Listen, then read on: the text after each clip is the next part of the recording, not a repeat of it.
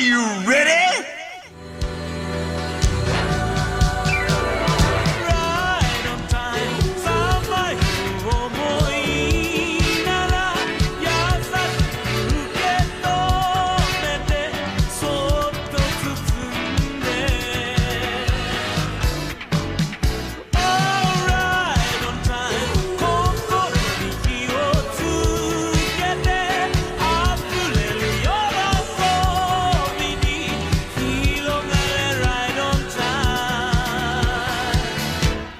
All right. Hello, everyone, and welcome to the first EWB of Season 2 of the Weeb Club. We both want to die already, just as people, so I'm sure this isn't going to go well. Oh, no, Vindy. This is going to be bad. However, I'm sure.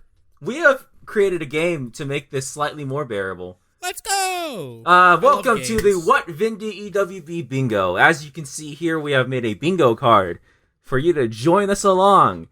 Well, let's see if we get a bingo today. As you can see, we have all the tropes, because I've noticed something. I've noticed that me and Vindy, whenever we do an EWB, tend to have, like, the same shit be said in every EWB we ever do. Yeah. It's kind of fucking scary, actually. I mean, I think it is, in some ways, it's indicative of the issues that are just, like, there in AniTube in general and in media discussion online. But I also definitely agree that, some of this is definitely, It's always me and you that get these ones, man. Yeah. I mean, me and Kraus always do really, really bad, specifically shonen videos. And this one's very bad.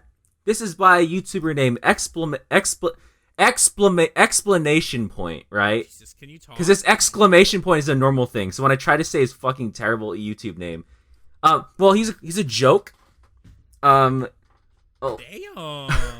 Look, listen. Have you seen any?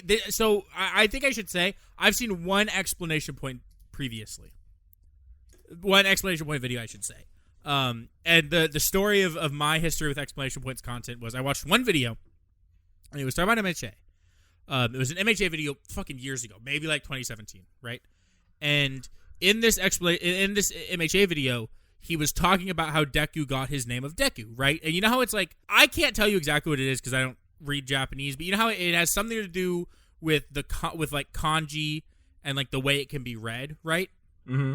It's like why he uses Deku, and Deku goes from being like he's being made fun of to it's the name of someone who never gives up, right? Yeah. I guess in the dub they came up with some reason that it sounds like something, and when he was talking about that and doing his analysis of MHA, he used the dub's reasoning as proof of his analysis.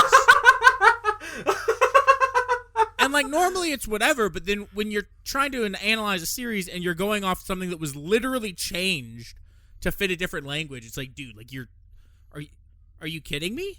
And I think I knew it was the dub because I think he played a clip from the dub or something, so it's just like obvious that that's what he was talking about. And I closed off that video, and I haven't seen another video by him, so I'm excited. I don't know what I'm in for. One of his videos is titled "The Incel Hero ReZero as the Ultimate Otaku Horror," and that's all you really need to know.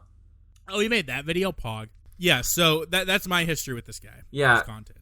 I've never seen a good video by this man. I think a long time ago, I saw one of his videos. It was like the Genius of Sword Art Online abridged. Back when I was like, I hadn't rewatched Sword Art Online, and Alicization had to come out and change my entire life towards Sword Art Online.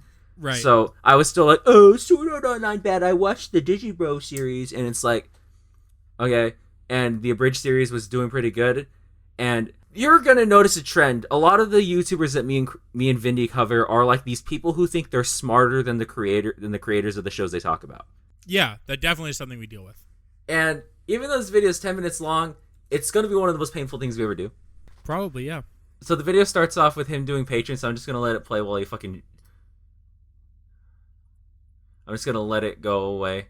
Oh, actually, no, wait. Let's go back. Actually, I'm gonna make fun of him for being unfunny. Are you ready? Let's go. This video is brought to you by my patrons, especially today's lucky patron, May the Rabbit. May the Rabbit what? We'll never know. All right, so we already have the first thing on the bingo. Let's mark it off. Vindy, are you excited? I'm excited. I love it. Yay! Yay, dude! Oh man, I hate this. Same already. Actually, it's unbelievable. How did that already happen? How did we already get one? How did? Should we also mark off annoying voice? I mean, I'm not gonna be the one. I'm gonna mark it off. Yeah, okay, that was just a little jab. I'm being mean. Let's keep going. Now on to this. Because I haven't made a video in over 3 weeks now, I forget most of everything that I've ever said on this channel, but I do remember that there was some point in some video somewhere where I mentioned Log Horizon not having a second season, and everyone dogpiled me like I had just denied the existence of the moon. I thought this was a pretty common joke, like haha, what live-action Avatar film? But what I didn't consider was that people apparently like the second season of Log Horizon, which was my lowest rated anime on Mal until the release of Alice in Deadly School this season. Oh my god. I don't know if you can tell. Ladies and gentlemen, we are 3 shows away from being able to do as barely... Oh wait, no, it's as barely watched. There's another point on the bingo board. Yo! Yo! Oh, look at me. Right, Genius fucking intellectual let's mark this off. What time did you say that at? 42 seconds. 42 seconds. Dude, this is crazy. Dude, I'm paying attention to bingo. Yo, bingo night's crazy in the Weeb Club. Holy shit. Dude, it's insane. Where is it at? Oh my god. Dude, we're so close to fucking crossing this shit all out already. We're so close to a bingo. It's like right there, man. And you know what? See the fucking It line. might happen. It might happen. All right, let's keep going. But there's something on this thing that we'll talk about in a second. They insisted that it be acknowledged because it was a continuation of the story, and as such, you cannot like Log Horizon if you don't like Log Horizon 2, The Search for More Log Horizon, and frankly, I'm not sure how I feel about that. Like, as a viewer of anime, I don't care, I'll watch and acknowledge whatever I want, but as a professional anime man, the validity of bad second seasons has been on my mind a lot during winter 2021, for no particular reason, so I decided to channel our collective disappointment. All right. So first of all, let's just go ahead and throw out I'm an academic critic. That's a fucking... That's it right there, man. Academic critic. Here's the... And I know that's a joke, but it's I'm marking off unfunny, create so straw man to boost point real can- quick. We can mark off what? Create straw man to boost point, and I'm gonna blames you for not sharing opinion. Marking those both off right now. Okay. We can also mark off because that was a joke. We can do the I'm just joking, but not really, because you can go, that's a joke, you know? Oh, shit, you're right. About professional funny anime man. That's not a joke. Let's be honest. Okay. Because, whatever. So, I actually already want to say something about what his point, kind of, which is like, he's talking about like, oh, well, the validity of the second season. Okay, so let's talk about a couple of these. I assume, I'm not for sure on this, so let me look this up. So, I assume that Log Horizon... Log Horizon was originally a light novel, right? It's originally a light novel, but both of the... It's a novel, yeah, so it's a light novel. So, okay, and he's going to talk about, obviously, because he's showing it, he's going to talk about Promised Neverland. Now, here's the thing, and here's the real thing, is that when you have something that's like an anime adaptation of another series, right, you kind of can't just say that this isn't a part of the story, this other season. Because, first of all, let's all be honest, that's not how series like that work, right? The only reason that people act like different seasons of like the same show are comparable like that, in all honesty, is because of like Mal, right? Because Mal separates different shows into different seasons into different shows. People think it's okay to take, one season and be like, oh, well, this is just a different show. It's not a different show. It's the same show. And in a lot of cases, like Log Horizon and Promised Neverland, and they're different stories. Which we'll talk about in a bit. And Chuunibyou, it's the same story, a continuation, right? And now maybe if someone wants to make the case that for like a book series, like, oh, well, they're different books, and you can do that with, novel series. Okay, but for a manga, it's literally chapters. Like, you can't just ignore the validity of it and say it's not part of the story, because it's literally supposed to be a part of the story. Like, in the source, it's all one story. It's not, after 30 chapters of Promised Neverland, it's like, oh, now it's Promised Neverland Season 2. No, now it's Promised Neverland Chapter 37. So, like, he's already just, like, completely throwing out the idea that, like, oh, these things have a source material that they're coming from, and they're from the same story as that source material. Now, here's something. He's talking about the validity of it, right? Now, I understand the whole joke. Like, when I say it's like X show doesn't exist, I'm saying it because it was so bad and they want to die and make pretend that it doesn't exist. It's a joke. We all know it's a joke. From the screen cap that he showed me, of the video, it didn't look like... Okay, here's the thing. What the editor man is about to go in here and be like, hey, exclamation point, just because you slap a bunch of PNGs on screen doesn't indicate a lot of, like, you're joking. Just because you slap Promise, like, fucking Log Horizon on your screen doesn't mean anyone who is gonna... Because listen, I'm gonna be honest with you. If you said Log Horizon had no second season, and I would probably not think you were joking, if I'm being frank. Like, right. Not like in some cases for most people, like it's a common thing with anti-tubers, especially where they make a claim like that, where they say like, "Oh yeah, this is the end of the show," and they didn't do the research. I can't think of any specific examples right now, but if you look at past EWBs, you'd probably see that happen. Right. I'm 100% certain we've come across somebody who made a claim about a series where it was just blatantly wrong, where there was more material. So the fact that you're like, "Oh, the audience got mad at me because they didn't understand my joke." You could have done a better job of delivering the joke, you know? Yeah, like, for example, if you wanted to do that joke and be like, Log Horizon doesn't have a second season, just show, like, you love to put PNGs. In the current screenshot, there's, 1, 2, 3, 4, 5, 6, 7, like, 8 PNGs on screen. It's an aesthetic nightmare. You could have just put a PNG of Log Horizon Season 2 in, like, a trash can or, like, being ignored or something. So it was obvious, hey, I know this is a thing. I'm not just stupid. Because here's the other thing, right? It's not even just about, oh, well, obviously all the intellectuals watching my video should know that I'm... Oh, the people with massive fucking brains should know what I'm talking about. Nobody watching YouTube videos is an intellectual. We're all fucking... Normies? That's why we're... Oh, I'm sorry. Okay. Bleep it out. Bleep it out. Stupid. That's why we're watching YouTube, right? Like, we're dumb as fuck. Look, I had to fucking, in my latest rant, or by the time when we recorded this, which is like beginning of April, I fucking made a point where I was like, these rants I'm making are unscripted. I'm being belligerent and vitriolic because that's the nature of the rant. Is that intentional? Yes. Are you going to comment regardless of that? Yes. Like, right. It definitely is something where, like, you have to know your audience. You're making a YouTube video. You have to know that the people watching it are gonna be fucking dumb. Like, in a video I'm planning that, like, I've started, like, kind of outlining. Vindy making videos? I know, a Vindy video. But I'm literally going so hard into, like, I'm making this video for people with, like, maybe a quarter of a brain cell that them and their family of, like, 12 share in their fucking tiny hut in Siberia. That, like, I'm going to fucking explain every little detail of what I'm talking about.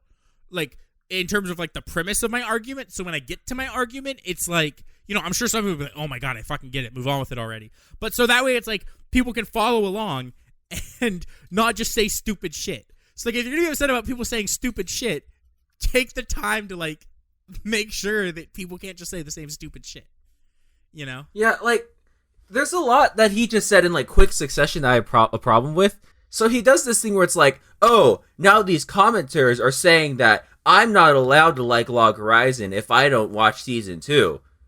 They're not saying that. No one has ever said that. Most people agree that that second season of Log Horizon is as good as Season 1.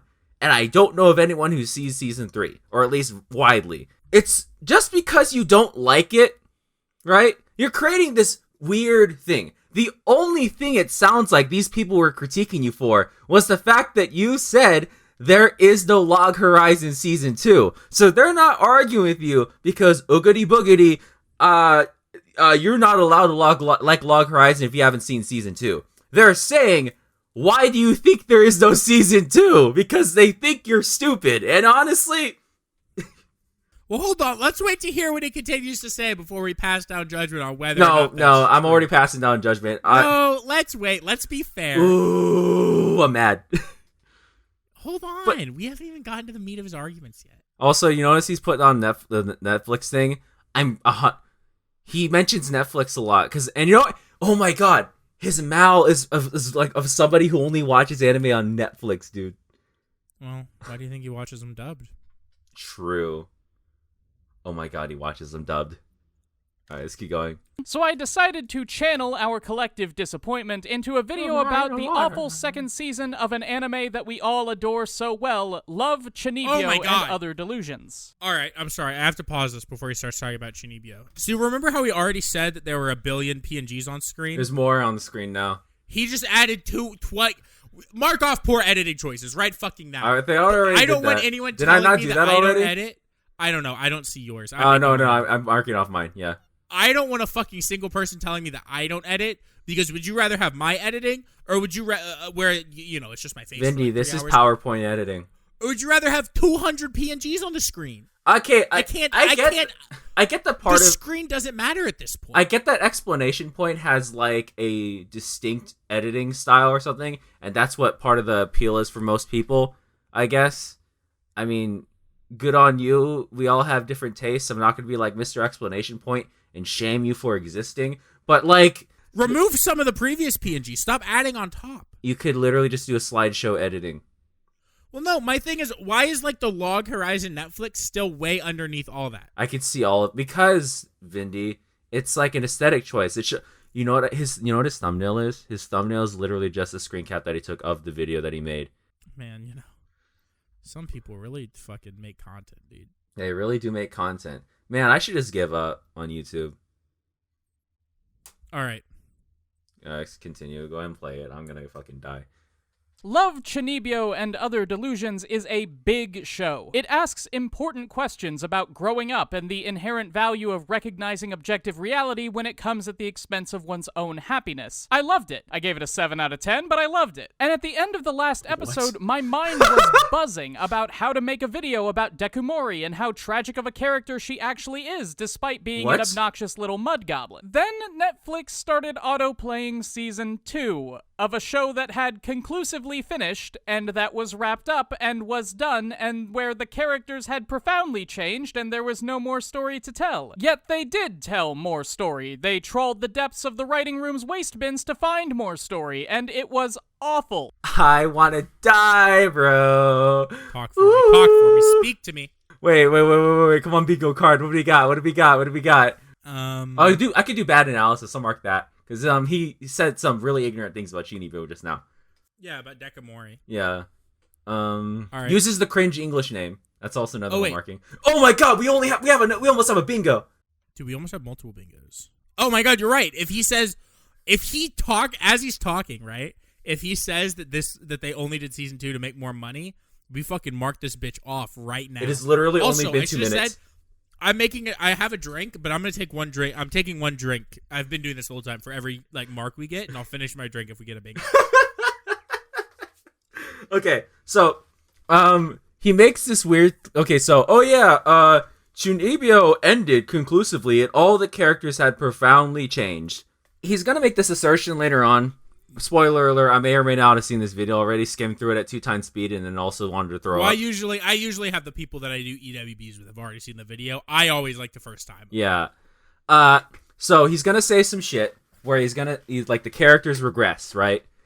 Right. And I even remember, that's fucking stupid. It's really stupid. Because here's the thing. At the end of Chuunibyou season 1, like, the point of Chuunibyou is that, like, they're using Chuunibyou as a way to escape certain things about themselves. Like, Dekumori knows it's fake, but she also doesn't care. Yeah, they all know. They all know it's fake. That's what I think, part of the thing is that the main guy and then the hottest girl in the series, Nibatani Shinka. Yeah.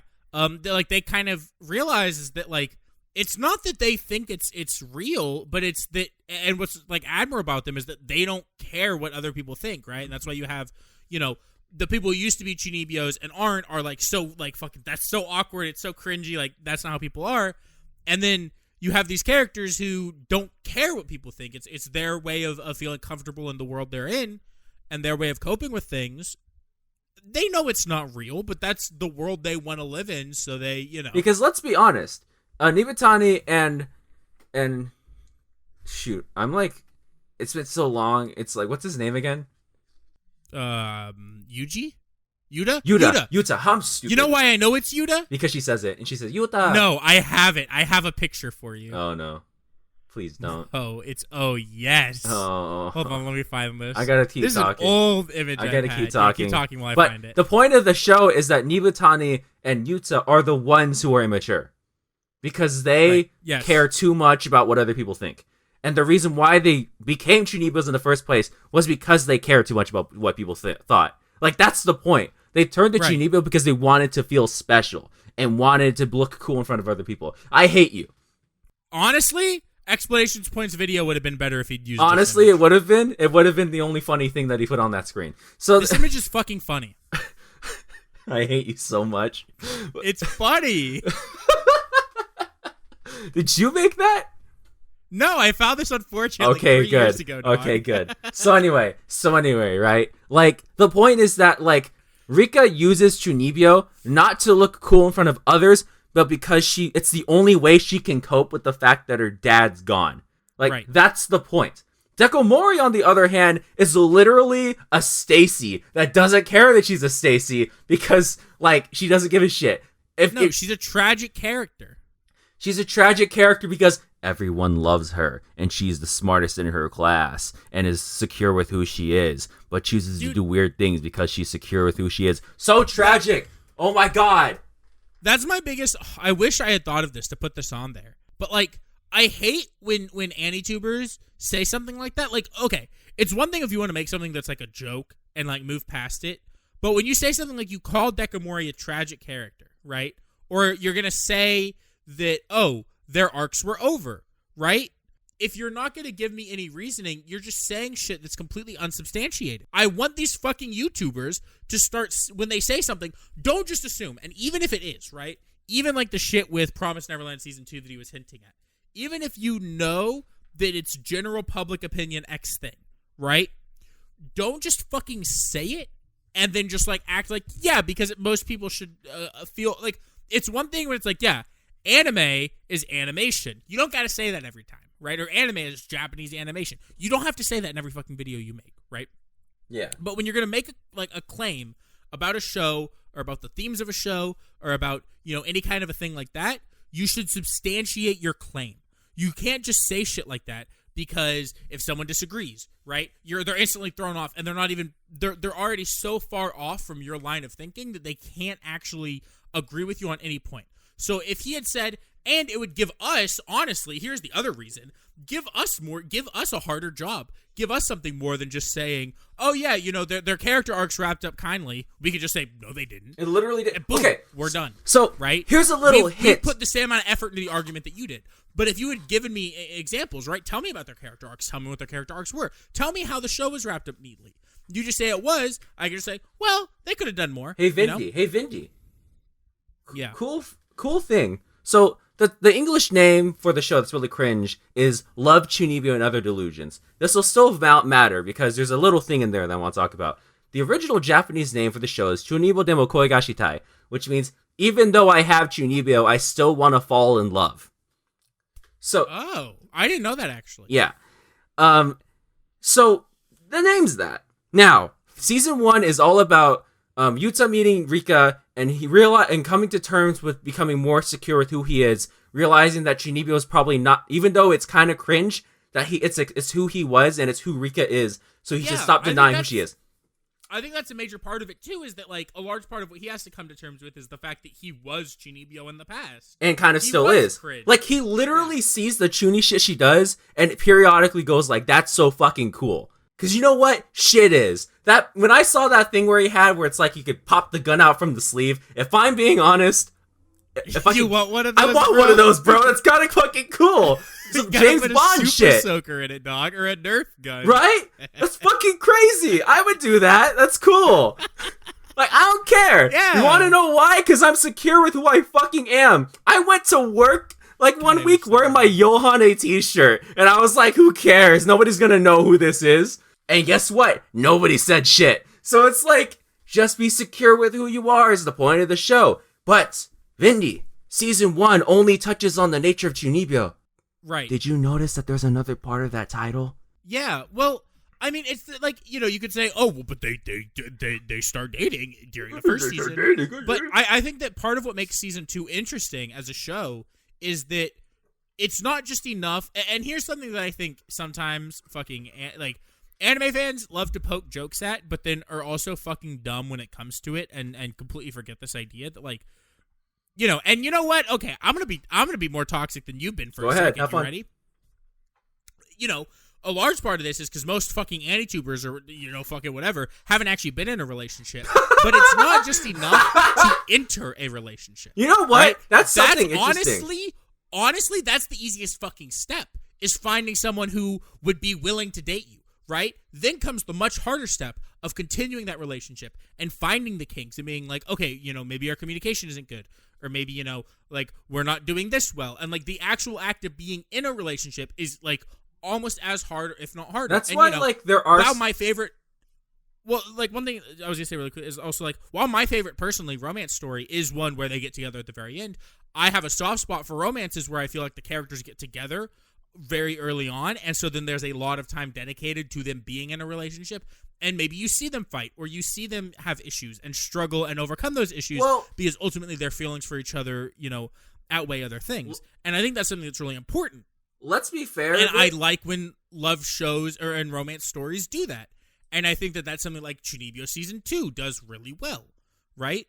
Yeah, let's be fair a little bit, though, because part of Nisekoi is the fact that they're in a fake relationship so much that eventually just kind of becomes real. No, you're right. And again, like, I'm not trying to throw Nisekoi into the No, I'm just saying that's just something, like, Nisekoi does it. Before someone stupid comments something, right? Like that. Right. Like, and I'm not saying Nisekoi is bad, because I love Nisekoi. Again, it's my favorite. But there is value to be had in a story that does talk about there is value to be had. And I think that sometimes people can forget that because so many anime end, they're in the relationship, time to be done. Ore Monogatari is probably one of the best, like, romance manga out there. And, like, half that, like, most of that manga is about, like, these two being in a relationship. And that's one of the best things about it. Kimi ni Toroke is also a lot of the story is about the relationship, right?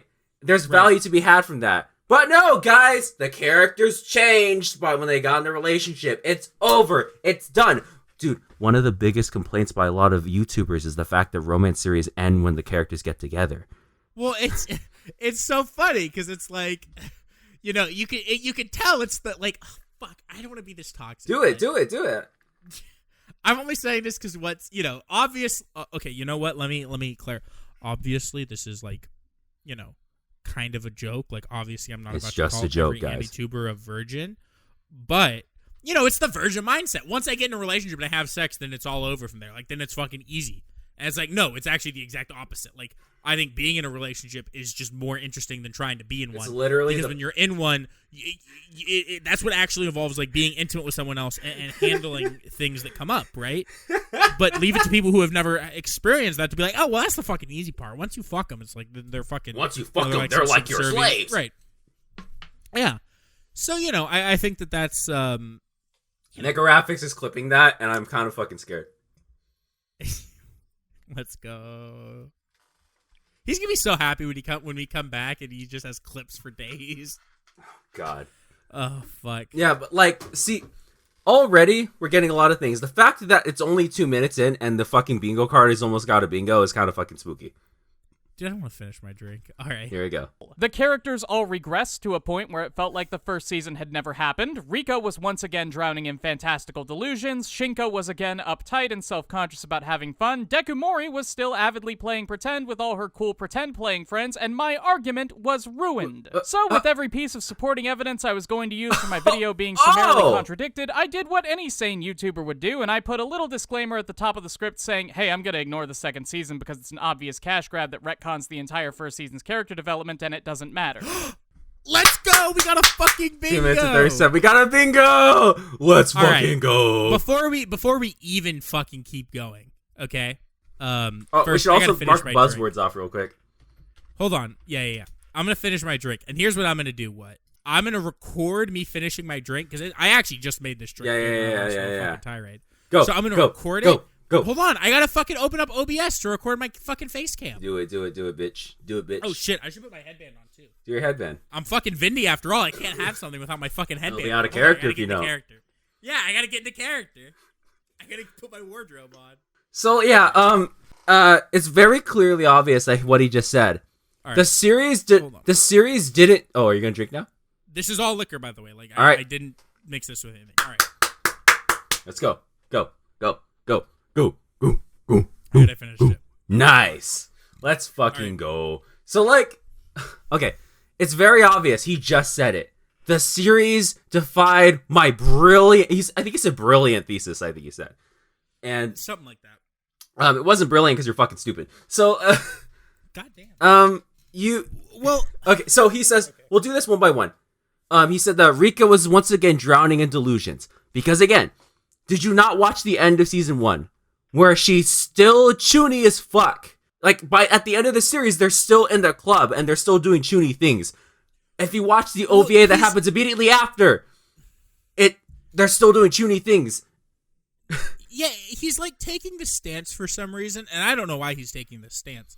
But he's like taking the stance that like the show is stating that them being chuny is wrong or bad. Because he didn't get it. So he like and again, the entire point is that they're using this to escape. And not they're like the show isn't saying that escapism equals bad, right? Like, yes, in some ways they are running from their problems. But that's the entire point of the episode in the first season, by the way, where Rika and Yuta get together, is that she not only is she being a Chuunibyou, she's actively in real life running away from what she's being a Chuunibyou to hide from, right? But at the end of that episode, she stops running away, right? She enters a relationship with Yuta, and she continues being Chuunibyou all that episode. Because again, the episode says that what's the problem isn't that she's a Chuunibyou, it's that she's running away. So the show isn't even saying that escapism equals bad, but it's that when you're, using escapism and you're actively not facing your problems head on, that's a problem. Like, that's the point, right? Like, he's saying that Dekomori is a tragic character. And I know why, because he keeps using the same scene. It's the scene where she's crying and she says that she knows it's fake, but doesn't care. And, he's viewing this from the lens of Yuta, guys. Because, From like, Yuta, before Yuta understood... Yeah. Like, I think that's a trend, too. Like, I've noticed that's a trend with us, too, where, like, people view things from, like, a certain lens... And from a character's lens, it becomes super ironic because they just don't get it.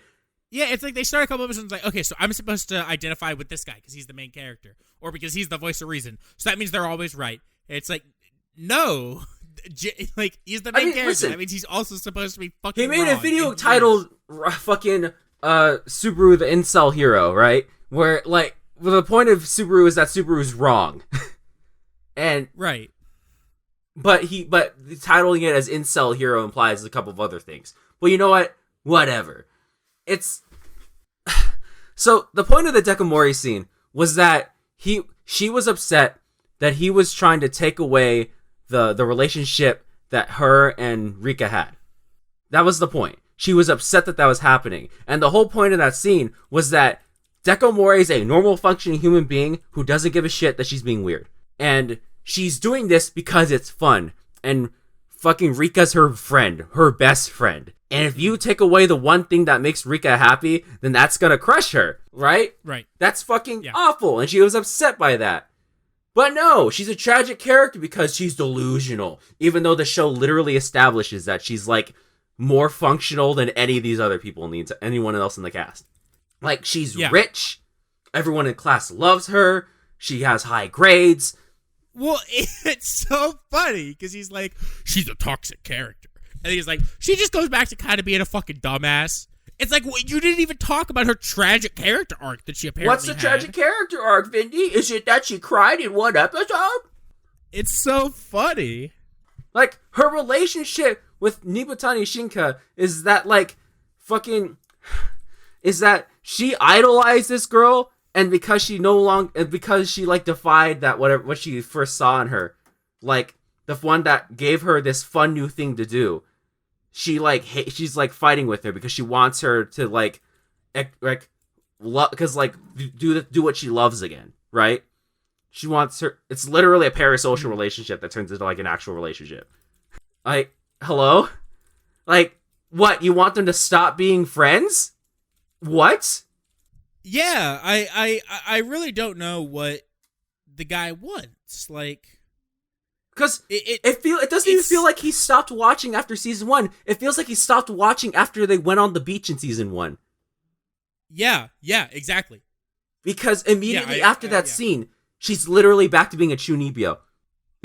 I mean, the entire point is that, like, even it's that, you know, because she'd been using her Chuunibyou to kind of run away.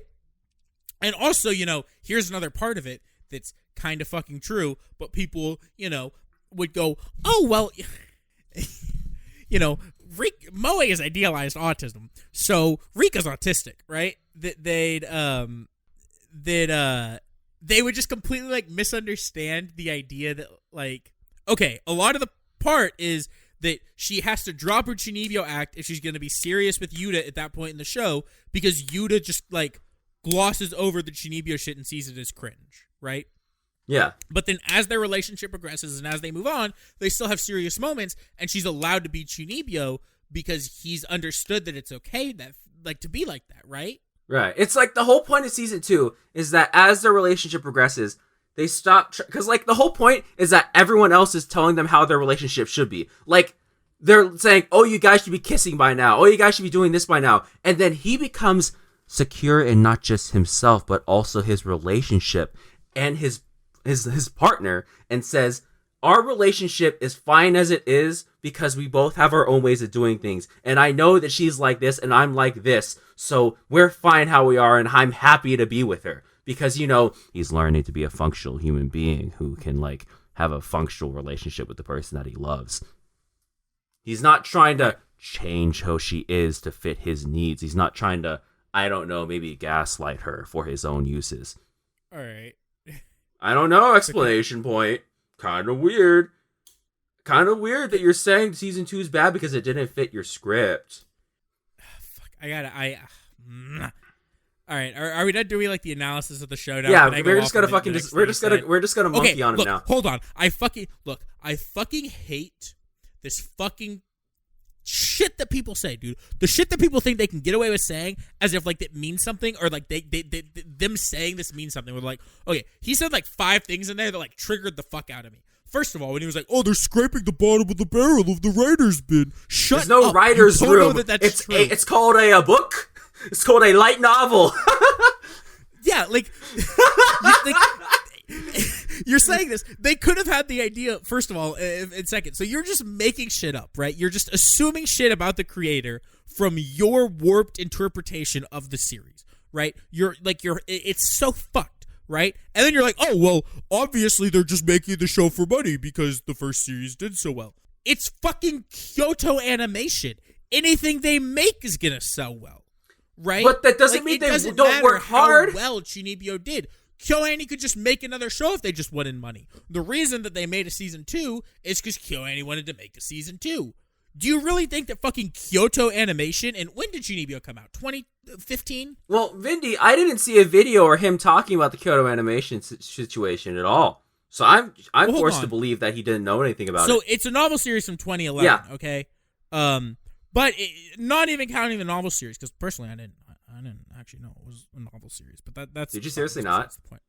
No, I actually didn't. But I didn't think it mattered But outside of the fact that it's a novel series, which means that the person writing the novels probably wanted it to keep going.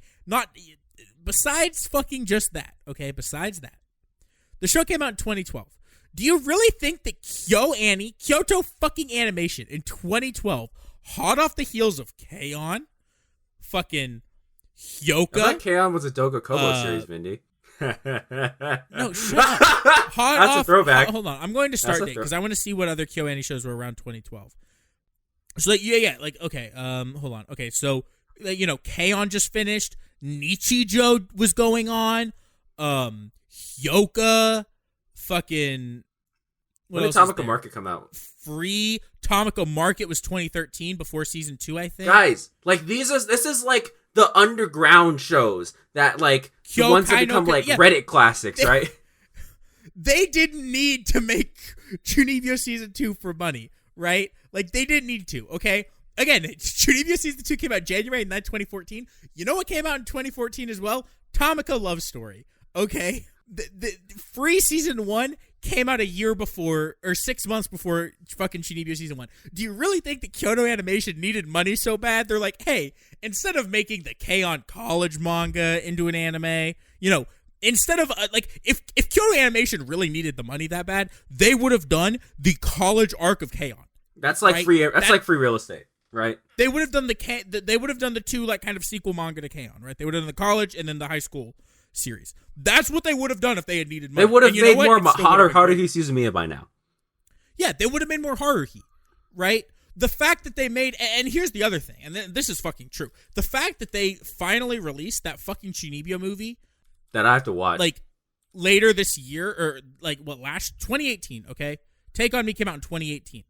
Do you really think they made the movie to a show 4 years after the show because we need the money? We're rolling in the dollars. They don't fucking need the money. No, but they made listen, it later because they had Vindy, more story to tell and they wanted to tell it. Corporations only make things because they want money. That's the only reason. That's the only motivation. See, here's the thing that I hate about like people who talk about the industry who don't know shit about it. They always just assume the worst in it, and then they start talking about things as if they know what it is. Like, fucking CG. The only reason people use CG is because it saves money. It saves money. It's the only reason. It's not like people want to test out new animation software. People don't want to like boost the speed of production so they can focus on making things look better. They don't like, crazy. Dude, it's so fucking wild. The shit people fucking think they can get away with just fucking saying. God, he's an academic, Vindy. He knows more than me because he's a self-proclaimed academic. I'm pretty sure I heard he's like a fucking English major or something. Or like a philosophy major. Which makes this even dumber that he's trying to make claims about fucking... I hope if he's an English or a philosophy major, I know this isn't true because like I've turned in college papers. And you know what? I would be willing to bet he did the same thing for his scripts that I do in my college papers. Right? It's fucking, it's like 5 a.m.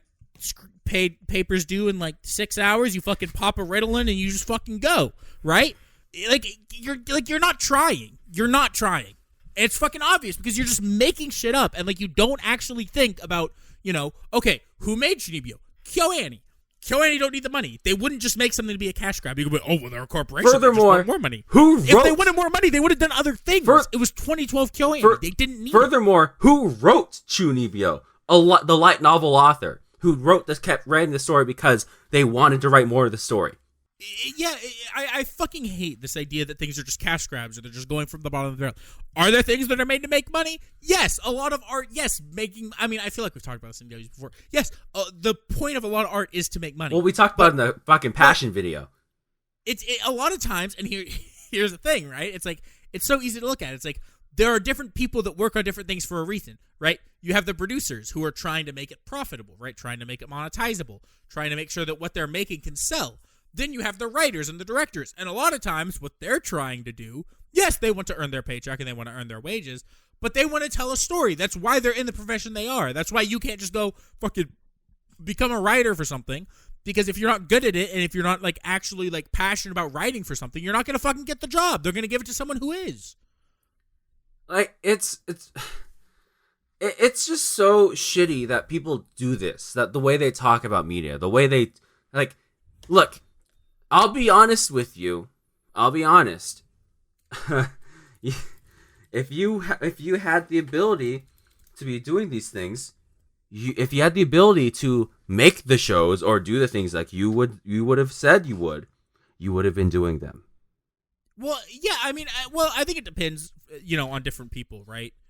Different people get, I think I was thinking about this recently. Like, different people get different things out of YouTube, right? Like someone like you use it as a creative outlet, but you ultimately have dreams of making, art inside the industry, right? Yeah. But like for me, for example, I do this shit because I like entertaining people, right? I like making people smile, making people laugh, giving people something to, whatever, like, fucking their shitty day, hopefully they can forget about it, right? So that's why I do YouTube, that's why I stream, I do the Weeb Club. But like, ultimately, yeah, it's like, especially I think a lot of anti-tubers, ultimately, I'd be willing to bet if you polled them, 95% of them would say, yeah, I would love to, like, you know, fucking make an anime or, you know, write a manga or create something. Dude, if I made an anime, there'd be so many titties. Right, but that's where they get into it, right? Because they want to see the hot anime titties that they create. They want to see their titties on screen, you know? I want to make the show about the tragic characters. And I'd be willing to bet that if fucking exclamation point was an English major or philosophy major or whatever the fuck, that's probably what he wants to do, right? So it's like, and there's nothing wrong with that. But then when you disrespect the people that, like, are actually making stories and you just don't know what you're talking about because, like, you're like, it's this level of disrespect for the people that create the stories that you love that I just don't understand, right? It's like, I don't know how you can, like, look at the people that are making stories that you like and then just disrespect them so hard to be like, well, you know, they made this, you know, everyone that likes anime loves at least 3 KyoAni shows. There's no one that doesn't, okay? Well, there's a few. Everyone who likes anime has at least 3 things by Kyoto Animation that they love or they haven't seen enough. All right? So, and to be fair, you know, people love to say, oh, animation studios don't matter. KyoAni is one of the few that does. It's one of the few that they're like famous for having in-staff people who like are consistent throughout their productions. And that's the thing about KyoAni. And, you know, you could say, oh, well, that's why people like them. And you know what? That's probably fucking true. But also because they make banger shit, right? So it's like banger because shit KyoAni's staff from is passion. all like, it's mostly in staff, right? Everyone has like 3 KyoAni shows they like. So you can't just be like, oh, KyoAni scrape the bottom of the writer's room. But they're just fucking scraping the bottom of the writer's room. Vindy. They're just fucking making it for money. It's like you're just disrespecting the exact same staff that made this thing that you fucking love without actually thinking about why. Hey, Vindy. Vindy. I'm about to scrape the bottom of the writer's room for some fucking blue Aono Exorcist content. Here we go.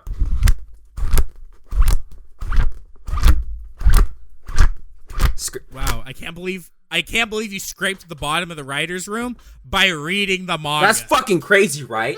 Holy shit, how'd I do that? That's what it really is. Like, hey, let me scrape the bottom of the writer's room to see what to do next in this story.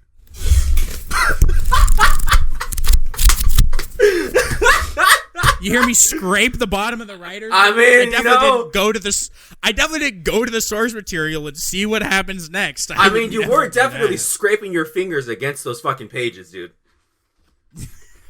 God, fucking, we gotta play this fucking. Let's just fucking go. We've been talking for too long. And then I stopped writing the script because, can I do that? Doesn't that kind of thinking effectively boil down to, I don't think the second season is worthwhile? Isn't that a value judgment? Aren't value judgments something that analysts are supposed to not do? The second season is content. It's a continuation of the story from the first season. Just because I don't like it doesn't mean it isn't what it is. Yes, in this case, it feels like the people in charge had a series that began as a cool little character study about mental illness and subjective reality, and then realized that these girls are cute and that a couple more beach episodes would sell hella Blu-rays. Oh my god! There's no way! There's no way! Dude, how do people think they can say the things they do? That's my biggest problem with all these fucking shitty AniTubers, right? That's my biggest problem. It's not like they're fucking unscripted and they're just talking and they say some shit that's wrong, and then they'll go to the comments and be like, you're right, you know, I was kind of wrong on that one, might be, right? Or like they doubled out even, right? They script these fucking videos. You know he scripted it because he just said he scripted his videos. Yeah. They write it down. Not only do they write it, they hopefully revise it, they record it, they edit the audio, and then they edit the video. So there's like 5 times in there where they could stop and look at what they said and be like, maybe I should look to see if this is true. Maybe I should look to see if it was a writer's room that wrote Chuunibyou Season 2 and a fucking the producers at the animation studio telling me, instead of, oh, this is an adaptation of a novel. And like, yeah, I didn't know that. I wouldn't make a Chuunibyou video if I didn't know that. I would look, because that's a part of the fucking process, right? So I think we should mark off didn't do research, by the way. Well, yeah, we should have marked that a while ago, but yeah, you know. Yeah, we should have, but I'm going to mark it right now because it's clear that he fucking should have. I think we could get away with marking Moe equals bad, but I want to wait because he kind of implied that, but we'll wait. Well, I mean, okay, so here's the thing. Can we just talk about, like, a person without naming him and kind of just say what he thinks and why it's kind of shitty that he thinks that? Bro, send it, dog. Okay, so there's a certain individual who likes to choke women who thinks that the point of He Moe... likes to do things a lot worse than just choking women. Oh, yeah. Not just women as well. A little younger than that. So anyway, like... he believes that, like, the point of Moe is idealized autism. And whenever I hear that take, I kind of go, yikes. Because it reminds you of this one time. There was this video by That Anime Snob, where That Anime Snob asserted that in Sakura-so no Pet no Kanojo, so in Sakura-so no Pet no Kanojo, the main girl, Mashiro Shina, is actually autistic. She, like, can't really function by herself. She's, like, actually, like, she can't dress herself. She's hyper-focused on one thing, right? And the whole point of the show is that, like, you know, she's amazing, but she's like, she can't function outside of this one thing that she can do. She's autistic, and it's kind of sad, right? That, like, but that Anime Snob made a fucking little thing where he said that it's not realistic because he should have just raped the autistic girl. You're making that's real. Shit up. That's real. You would have to find it, but everyone was aware that he said it. But back in like 2015 or 2017 when he said it. Oh my god. So that's why I get a little... I guess him and fucking Idealized Autism Man are a lot more similar than we thought. Yeah, you know? They're both fucking older. Well, you know? No, but like that's why I get a little fucking triggered when like you see like a Moe girl and you just jump to yes, they are autistic and that's why they are hot. And I'm like, nah? Oh no, actually. No. Imagine saying that they're hot because most of the time in anime they're drawn with like big tits and a fat ass. That's what makes them hot. Not that they got fucking mental issues. Like, okay. Dumbass. So, I'm gonna use a little character that I've never talked about before, named Yohane. Tsushima Yohane, who's, Yoshiko? Shut the fuck up. A big point of her character is that she, like, she knows that Chuunibyou is fake. She knows that demons and all that shit ain't real. But she's, like, insecure about it because she's embarrassed by it. But can't help herself that she loves it. She can't help that she loves it. And she's like the most... Are you talking about Love Live or Chuunibyou? I don't know, man. Because, you know, I'm starting to see some similarities. There might be a little bit. Else here didn't see. And, like, there's a whole point about it, right? Where, like, she knows it's not real. But she does it because, one, she found friends that accepted her for who she was because she did it. And two, because it makes her feel good about herself, right? It makes her feel special. Now, as we previously established, fucking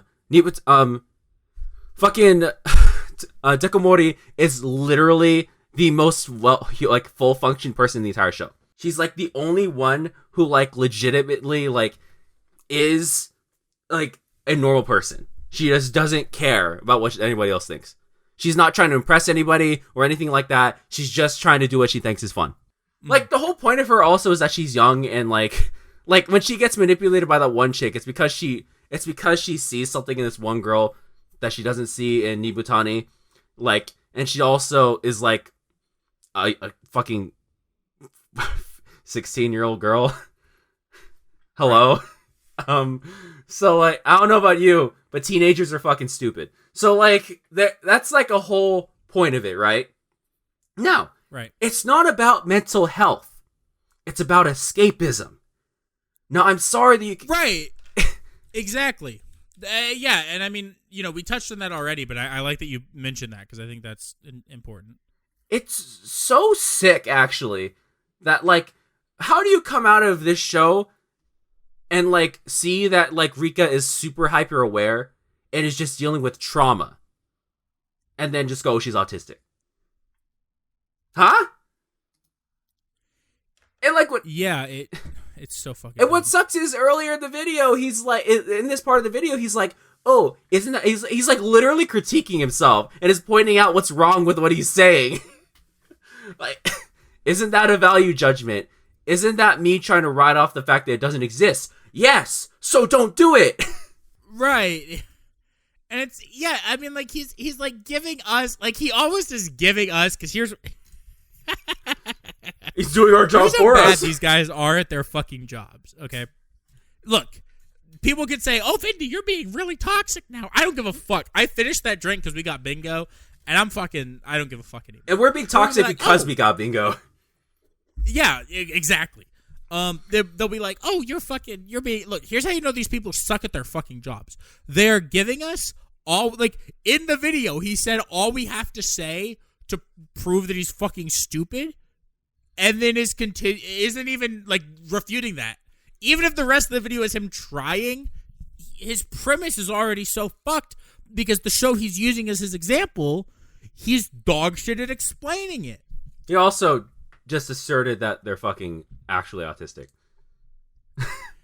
Which is a fucking major problem because, again, a lot of, like, okay, here's the thing. He's wrong by calling them autistic because he's misunderstanding the show, right?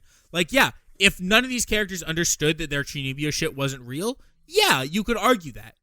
But at the end of the day, yeah, it's like they know it's fake. That's the point, is that they're using it as escapism, right? Are you autistic because you watch anime or you play games or you do anything else that's escapist? Are you autistic because you base your not. entire internet identity around a series of fucking otaku culture media that often stems around, like, teenage girls and their panties and shit? Okay, well, maybe, but that has nothing to do with this. All right, you know. And I based my online persona around manga written for little boys. I'll have you know. I based my persona around fucking a series about teenage girls dancing until I realized that community was full of people who actually try to diddle the teenagers in real life. So I don't. Well, you know, you can't always win. Yeah. All right, play the fucking I video. lost.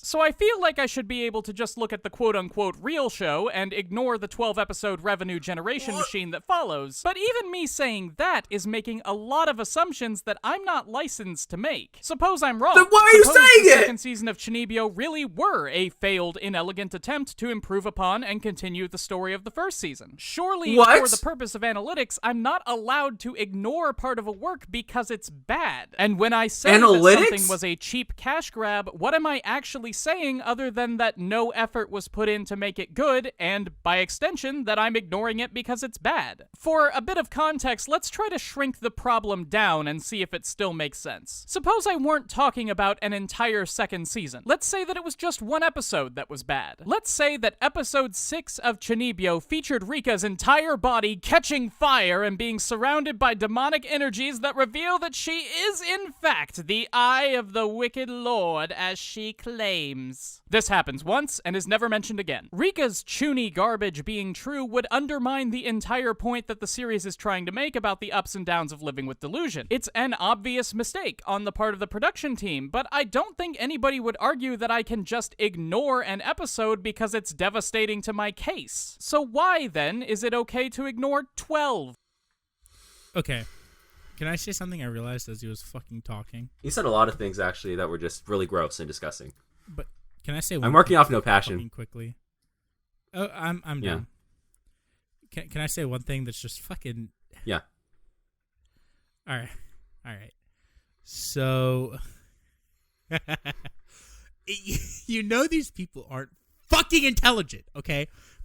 What is the English title of the show? Please tell me, because I'm actually about to defend Love it. Chuunibyou and Other Delusions. Okay, so what does the word other imply? The things before it are part of it, right? So when you say "and other delusions," it's implying that the two things before it are a delusion, right? But here's the thing: I think you know where I'm going with this. That's why you're laughing. Would you say that the love part of the show is a fucking delusion? Are they actually in love? Because by his premise, if you're gonna fucking look at that and you're gonna call the Chuunibyou shit a delusion, which he just fucking did, because he fucking had the gall to just read the title and just fucking say, "Oh, well, it's a delusion," because that's what the title says. Then the love is also a delusion, which makes it like not a fucking romance series. It's like this fucking horror series where these people are fucking ridiculous, right? Vindy. He said that Chuunibyou's fucking mental illness and autism, so that means that love is autism. I want to defend the English title because like he's sitting here, he's like, "Oh, well, fucking, it's a fucking, the Chuunibyou is a delusion." But the whole point of the title is that like the love and the Chuunibyou are both fucking real. Like they know that, you know, the Chuunibyou, like they're not fucking delusional because they fucking do the Chuuni shit, right? That's the whole point. They're not delusional because they're in love, right? unless you want to say the series is taking some fucking wild ass stance that love isn't real. And if you're gonna do that, then you know what? I'll fucking listen to you. Let's fucking go to the Matrix to find the love that isn't real. You're just fucking completely ignoring the fact that the title would say that the romance aspect of the show, by the way you're using it, just isn't fucking real. The Chuunibyou isn't supposed to be a delusion. They're not deluded because they're Chuunibyou. They're people who are comfortable with who they are, and they like the escapist world that they've created for themselves, so that they spend time in it because that's what makes them happy. And that also ties into the fact that they found another person, despite all their flaws and despite all the weird things about them, they found a relationship in another person that can share their lives with that they choose to. Because even though all these other people say weird things, things about them or the way they should act, they choose to stay together and do what they do regardless, because that's what they choose to do and that's what they want to do. Hey, Vindy. Yeah. Isn't it interesting how the localized name for the show, that's not even really the real name, because the real name is actually translates to even though I have Chuunibyou, I still want to fall in love, implying that even though they're, because like the Chuunibyou, for people who don't know, probably exclamation point, is explanation point, not explanation. Well, fuck, it's not my fault that his name's fucking stupid. Isn't it crazy? Maybe you just can't that like Chuunibyou means eighth grader syndrome, meaning that like it has something. It not only ties to the fact that they like a majority of kids in this transition point in their lives like come up with these weird personas to stand out from the crowd, and it's basically like a symbol of immaturity that some people don't grow out of, because it's like you need to grow out of it. Like it's like implied that you need to grow out of it. And the title of the thing is, even though I'm still immature, basically, I still want to fall in love. Isn't that crazy? How both of those things tie into it? But they're both delusions. Love isn't real, guys. You're right. Love isn't real. It's not real. Well, you're partially wrong. Love that involves a woman isn't real. Now, if it's between two men, that's the realest homosexuals. Kind of let's fucking go. 3, 2, 1, go. Men are the only thing that are real in this world. So you know what? He makes a good point. Oh, he says something really fucked up at the end of this video, but we're not gonna. Well, because I don't know. Like, it's just I have no idea how he's saying so many wrong and almost kind of disgusting things in like quick succession, right? Like, okay, dude, it's so cringe. Dude, you don't ignore something. If something's bad, you acknowledge that it's bad. We acknowledge that episode 4 of Gurren Lagann is kind of cringe in terms of animation. But I'm still going to acknowledge that it exists because it's part of the show that I like. Mature person, which is part of the show thematically, takes the person or takes the thing that they like, acknowledges its flaws, and either chooses to love it despite it, or or just acknowledges that they're there. Right. We don't ignore it. Well, but you know why he's ignoring it, Vindy? Because he has no brain. No, because he said it over and over again. Oh. It defies his thesis and his understanding of what the show is. That's the thing I wanted to get to, is like, even like everything he said about, take one episode, take one whatever, take 12 episodes. If it doesn't fit your interpretation of the media, maybe re-examine your interpretation of the media. Now, are there times where maybe, because a lot of things with art are contextual. Are there times where maybe looking at it like that isn't the best? I would say yes, right? I would say, if season 2 had come out 20 years later, maybe you would have a case to maybe stop and look at it and say, okay, are there different things going on here than there were going on here, right? And I think in that case, yeah, like the context matters. Season 2 came out 2 years after season 1. The people making it weren't different people, and the person writing oh, Vindy. Hey, Vindy. Right? We're gonna get into that because well, but like my point is, right, that like if it doesn't fit your interpretation, maybe change your fucking interpretation. So I'm pulling this up just for the sake of like further shitting on this man because he's stupid. And what the fuck? Slapstick Noel. Actually, technically speaking, the real sequel to Chuunibyou Demokoi ga Shitai is the Christmas episode, the Christmas OVA that apparently he writes off later on because it doesn't fit his fucking definition of what the show is. I'm pulling up the staff right now for both series just so I can make a point, but we're gonna keep going.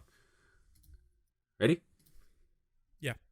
Let's go even smaller and say that it was just one line. Suppose Rika honestly tells Yuta at some point in episode 3, I know this is all fake and I'm only doing it because I think it's funny to mess with you. Can I ignore that? No, that line changes everything. And if the argument of my hypothetical video here relies on the premise that Rika doesn't acknowledge that her delusions are false, well, my argument is just wrong. So if the argument of my hypothetical video relies on the premise that Dekumori has been forced to change as a person and the second season says that she has not, well, surely my argument is just wrong. But there has to be a line, right? Like, if the otherwise perfect Promised Neverland Season 2 started with Emma gathering up all the kids and saying, hey, actually guys, we're property of a cultural system that views us as livestock, freedom is theft, and we must return ourselves post-haste to our rightful demonic owners. Also, human life is inherently valueless and Ray was right about leaving most of you behind, then we could ignore that, right? If a series so thoroughly loses control of itself to the point where it instantly reverses course and undoes everything that happens up until that point, then we wouldn't be under any obligation to acknowledge the rest of it, right? But at the same time, I don't see why not. We aren't allowed to ignore a second season just because it cuts out 2/3 of the hype manga content that the anime-verse has been waiting to see animated for almost 2 years now and rushes through like 150 chapters of content at a pace that would overtake a well-oiled The Flash. Why would we be able to ignore a thematic shutdown or a moral reversal? If it happens in the work, then that's the work, baby. If Suzanne Collins got bought out by the CCP and reworked Mockingjay to be a love letter to authoritarian regimes,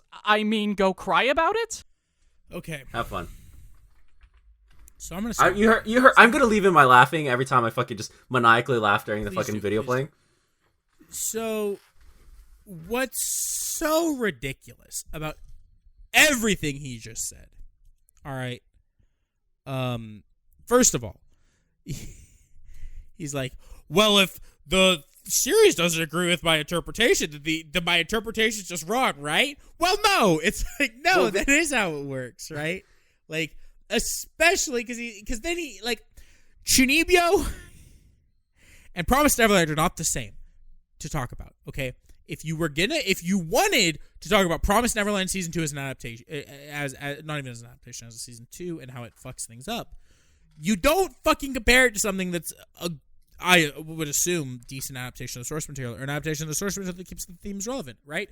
You would talk about how, it's taking the source material and it's cutting entire arcs that are extremely relevant to what's going on out. It is cutting some of the most important characters in the series completely out of it, right? You would talk about what the series is doing that is making it bad, okay? And you reference the manga like, oh, well, going through the manga pretty fast. You haven't once referenced that Chuunibyou is an adaptation of something, which is probably a fucking red flag. You haven't once mentioned the way that maybe they're adapted as something, right?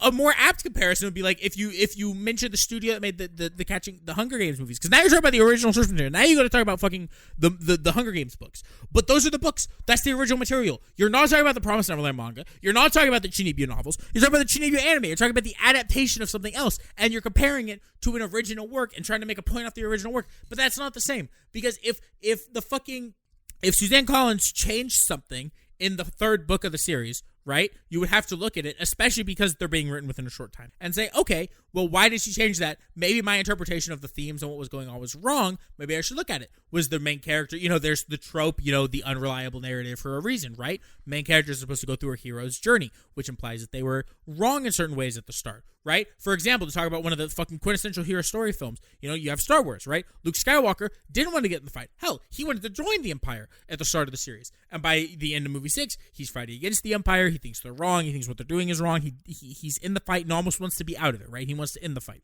So your main character is supposed to go through a journey. They're supposed to, or not supposed to. I don't want to say that because I don't want to apply these things to art. But, the main character could be wrong, okay?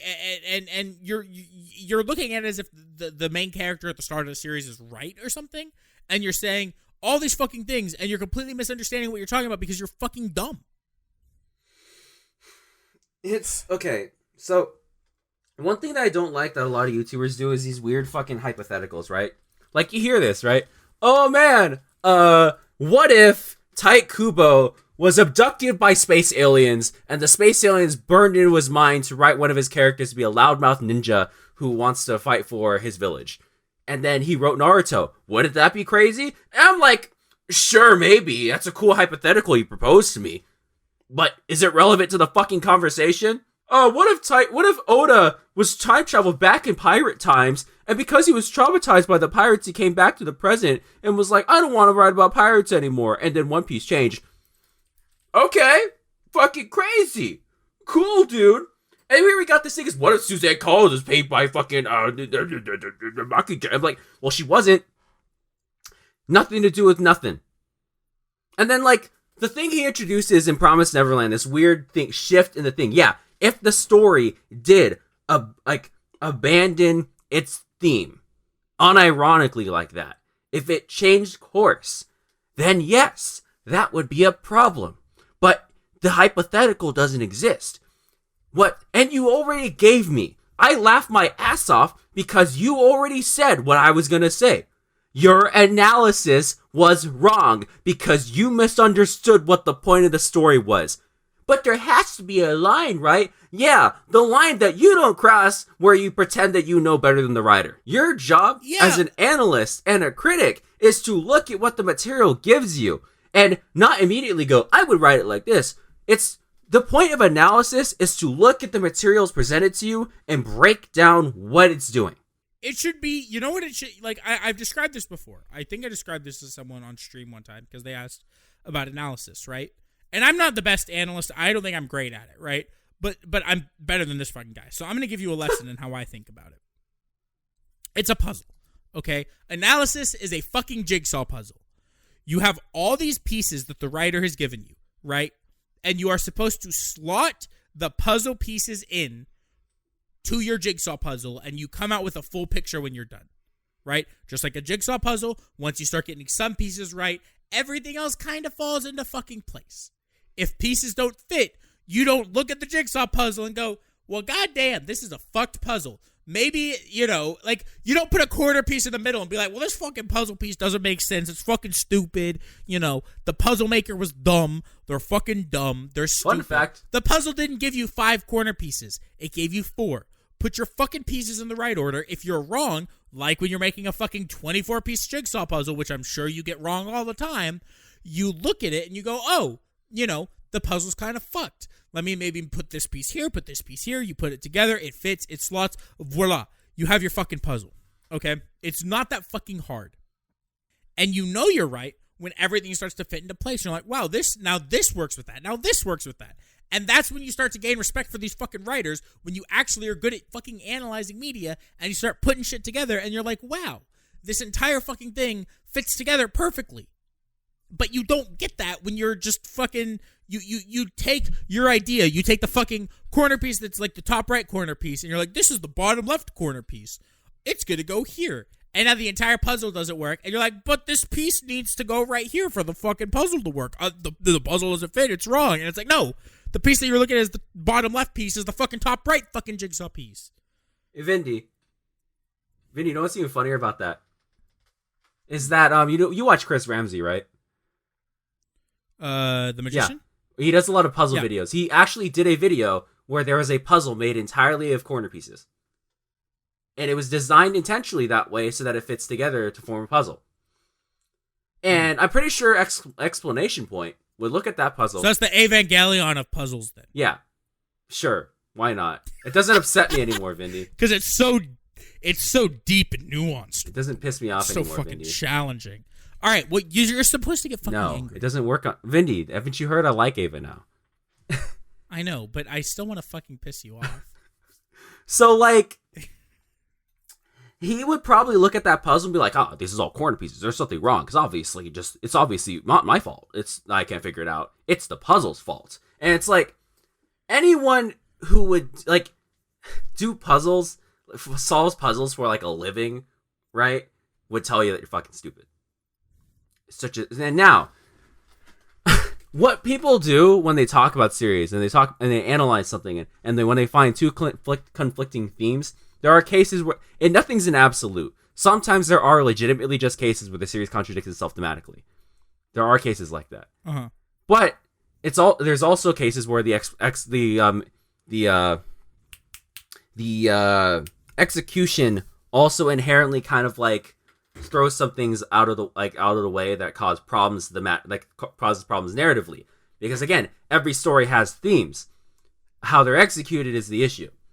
And what a lot of these YouTubers do, I'm gonna start calling them just referring to them as YouTubers because, their point is they're obviously their intent is to entertain. Like,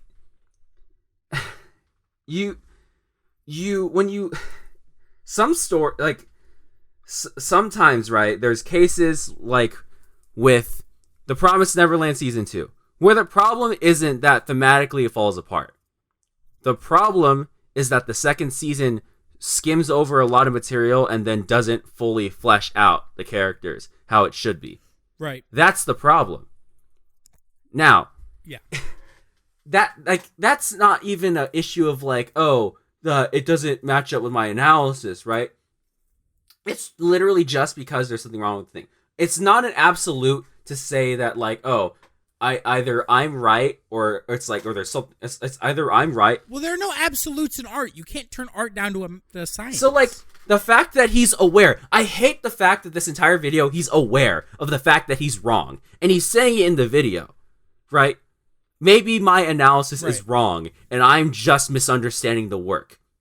But it's literally, this entire video is moments of him recognizing that he's wrong, and then backpedaling and fucking trying to figure out reasons why he might be right. Trying to fucking MacGyver some shit about why he might be correct. To justify, maybe I can't be wrong. I can't be wrong. I can't be wrong. Sometimes you're just wrong, bitch. Sometimes you're WattheWut. And you go, Naruto's a shit series. Naruto's a main character is fucking annoying as fuck. Sasuke's an edgy piece of shit. All the characters are unlikable. I want to fucking die. Rock Lee's one of the only characters that are decent, but even I don't like him. And then you fucking get told by your friends that you're fucking stupid, and you go and actually read Naruto, and you're like, oh, I didn't understand the series. Right. Sometimes you're just wrong, bitch. It's not that hard. Yeah, well, I mean, again, it comes down to, and in the case of something like Promised Neverland, if someone watched Season 1 and liked it, and then was upset with Season 2, it's very easy to tell them what to do. You say, hey, go read the fucking manga.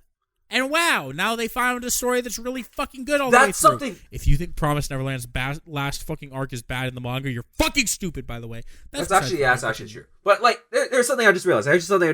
Right? His entire argument now is, can you ignore a bad second season? In the case of Promised Neverland, yes. You want to know why, Vindy? Vindy, come here. You want to know why you can ignore a bad second season for Promised Neverland? Because there's a fucking manga. Isn't that crazy? How I could just do that? I'm allergic to that. Should we mark that off? I mean, that's basically... Yeah. Marking that off. Technically speaking, if we're talking about the show of what Chuunibyou is in his head, that's a different show from what's actually there. And he's wanting it to do something that this other show did. No, let's wait to see. I mean, he's basically said it, multiple times at this point. He's comparing Season 1 to Season 2 as if they're two different shows. Fine. Which means we have another bingo. Oh my god. I haven't made another. Well, you can just do two at once. I'll just hold on. Give me a second. I'm opening up OBS. I'm gonna die doing this EWB, by the way. This is bad. I'm sorry, man. It's for the content. It's not your fault. Don't worry about it. Dude, God hates me. All right. Oh wait, I can't turn AnyTube hates me, man. Dude, I am so scared that one day we're gonna watch one of these videos and it's just gonna be all bingos. I think that is this is the Plague of Grice video. Actually, is this card? Oh yeah, the Plague of Grice video nails every single fucking one of these, dog. All right, let's continue. Yeah, please. As much as I want to say that obviously wouldn't count, if you ask me why not, I'm gonna come up blank. But okay, let's look at it from another angle. 3 of the teams listed as producers on the first season of Chuunibyou are absent from the second. I don't know who these people are, and I don't know what they did, and since this is mostly hypothetical, I'm not gonna go through the effort of looking it up, but the fact is that Chuunibyou Season 1 was made by a different group of people than Chuunibyou Season 2. Some of the influences that were present in the first season are absent in isn't the second. Can I ignore it now? Well, can you ignore the last 3 Wheel of Time books because Robert Jordan didn't write them? Can you ignore the last season of Game of Thrones because it's not based on George R.R. Martin's work? I don't know, but I'm leaning toward no. Okay, for I'm pausing it. Reasons. I have like 5 rants to go on really quickly. I know. I feel like 90% of this has been because I feel like every time I do an EWB, okay, I need to go on this rant. Yeah. Is like I go on these fucking long ass, stupid ass rants. The other person sits quietly, and then they make good points. But that's why you bring me onto these fucking Vindy, EWBs. I also fucking... have something open. So like when you're done talking, I'm just gonna read it off. Right. That's why I go on my fucking. That's why I go on my fucking shithole rants. Okay. Because I'm a fucking mongoloid, and that's what y'all fucking come to EWBs that have Vindy's fucking face in them to see, is me to fucking get angry, and me to go on my shithole fucking rant. So here you fucking go. Rant fucking number fucking 1. All right? Let's talk about him saying, oh, but the fucking, there's producers missing, so it's a different group of people that influence the show. That's not how it fucking works. It's the same person that ultimately influenced the show, which is the original fucking light novel author. You didn't do your research. He even stated, I'm not going to look up who these people are because you didn't do your research. And you had the time to do it. You're like, well, I don't care to do it. Then why are you making a video about it? You are making a YouTube video. You are scripting a YouTube video. You are editing it. You went to their fucking Wikipedia pages to edit the video. You had to put a screenshot of it. You were already there. You might as well have fucking read it then and seen, oh, well, does it influence me? And you already talked, like if you're really, like, okay, hold on, let me look.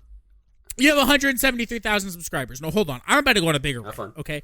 You have 173,000 subscribers, okay? How much fucking money? Yeah, I'm 18 or older. I don't give a fuck, Patreon. You make $500 per month on Patreon. With the way your editing works, I assume you don't get copyright struck very much. You probably, in all honesty, do this as a job, or at least for a lot of money as like a part-time job or something. You have the fucking time to put in the fucking research, if you weren't a fucking lazy piece of shit, to actually be like, okay, now, let me look at these producers. Let me look at the original series. Let me see if there was a fucking light novel for the series I'm talking about, instead of acting like it was just a fucking anime. Oh, well, KyoAni fucking... No, KyoAni makes adaptations the same as everyone else. Not that adaptations are wrong, but like Haruhi was an adaptation. K-On! Was an adaptation. Fucking Silent Voice was an adaptation. You know what I mean? Like, a lot of their fucking series are adaptations. Even some of their ones that like people think aren't. Like, I remember hearing this for one of their shows. I don't know how true this is, but like someone wrote the series like in-house, and then they used like what they had created as like the basis for what they did, right? Like they fucking they make they do adaptations, and you can fucking look. It takes 5 seconds to go look. You go to the fucking series Mal page. I'm pretty sure you already posted a fucking picture of it. You can see it right there. It says adaptation, and then it has it fucking right there, the light novel. When you look up Love, Chuunibyou and Other Delusions into Google, and I know this because I've done it 3 times while recording this fucking podcast, the first result is the Wikipedia page for the fucking light novel, not the anime series. So you're just not even fucking trying. Like, you're just fucking making shit up, and you're so lazy about it when you don't have to be. If you're doing this as your job, even if you have to put out a 10-minute video every week, you have the time to read a fucking Wikipedia page. People do that for fun. I do that for fun. Wikipedia is an amazing website. You can read it, you know? And it's not like your fucking high school English teacher, which is probably the highest fucking level you ever actually were on the same level as your teacher on, told you where Wikipedia isn't a real source. Wikipedia is a fine source. They put their references at the bottom. You can read them right fucking there. Like, it's not hard, dude. It really isn't to just make this shit up. Like, you're just making shit up, and you're dumb. It comes from a fucking original source. Like, you can look it up when you're talking about it. You know? I have here season 1 staff, right? I have their Mal page. This is season 1. Mm-hmm. According to this explanation point, what?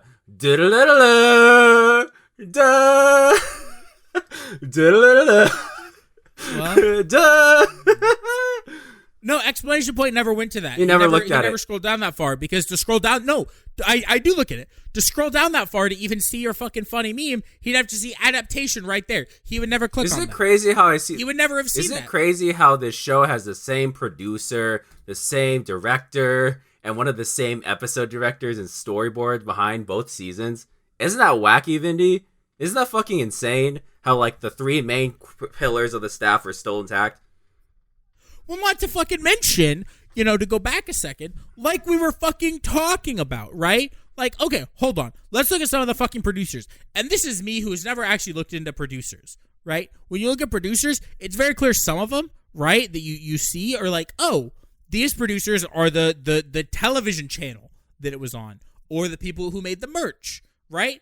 And like, yeah, you know, they do add money to the project, but also, you know, again, like we've said maybe 20 times, this is a Kyoto animation show. Anyone who knows anything about fucking anime should understand that KyoAni is one of the few studios that most of what they do is all in-house. They have in-house directors, they have in-house producers, they have in-house... Like, when you fucking watch Shirobako, right, and they're doing all this shit, and they're using all these in-house people, and it's the same in-house directors, and they have the in-house... Like, all that shit, that's like what fucking... That's KyoAni, right? And you use the fucking Shirobako image, so you've clearly seen the show. Like, KyoAni is the series, is the studio that does things in-house, okay? They have the talent in-house, they hire them full-time.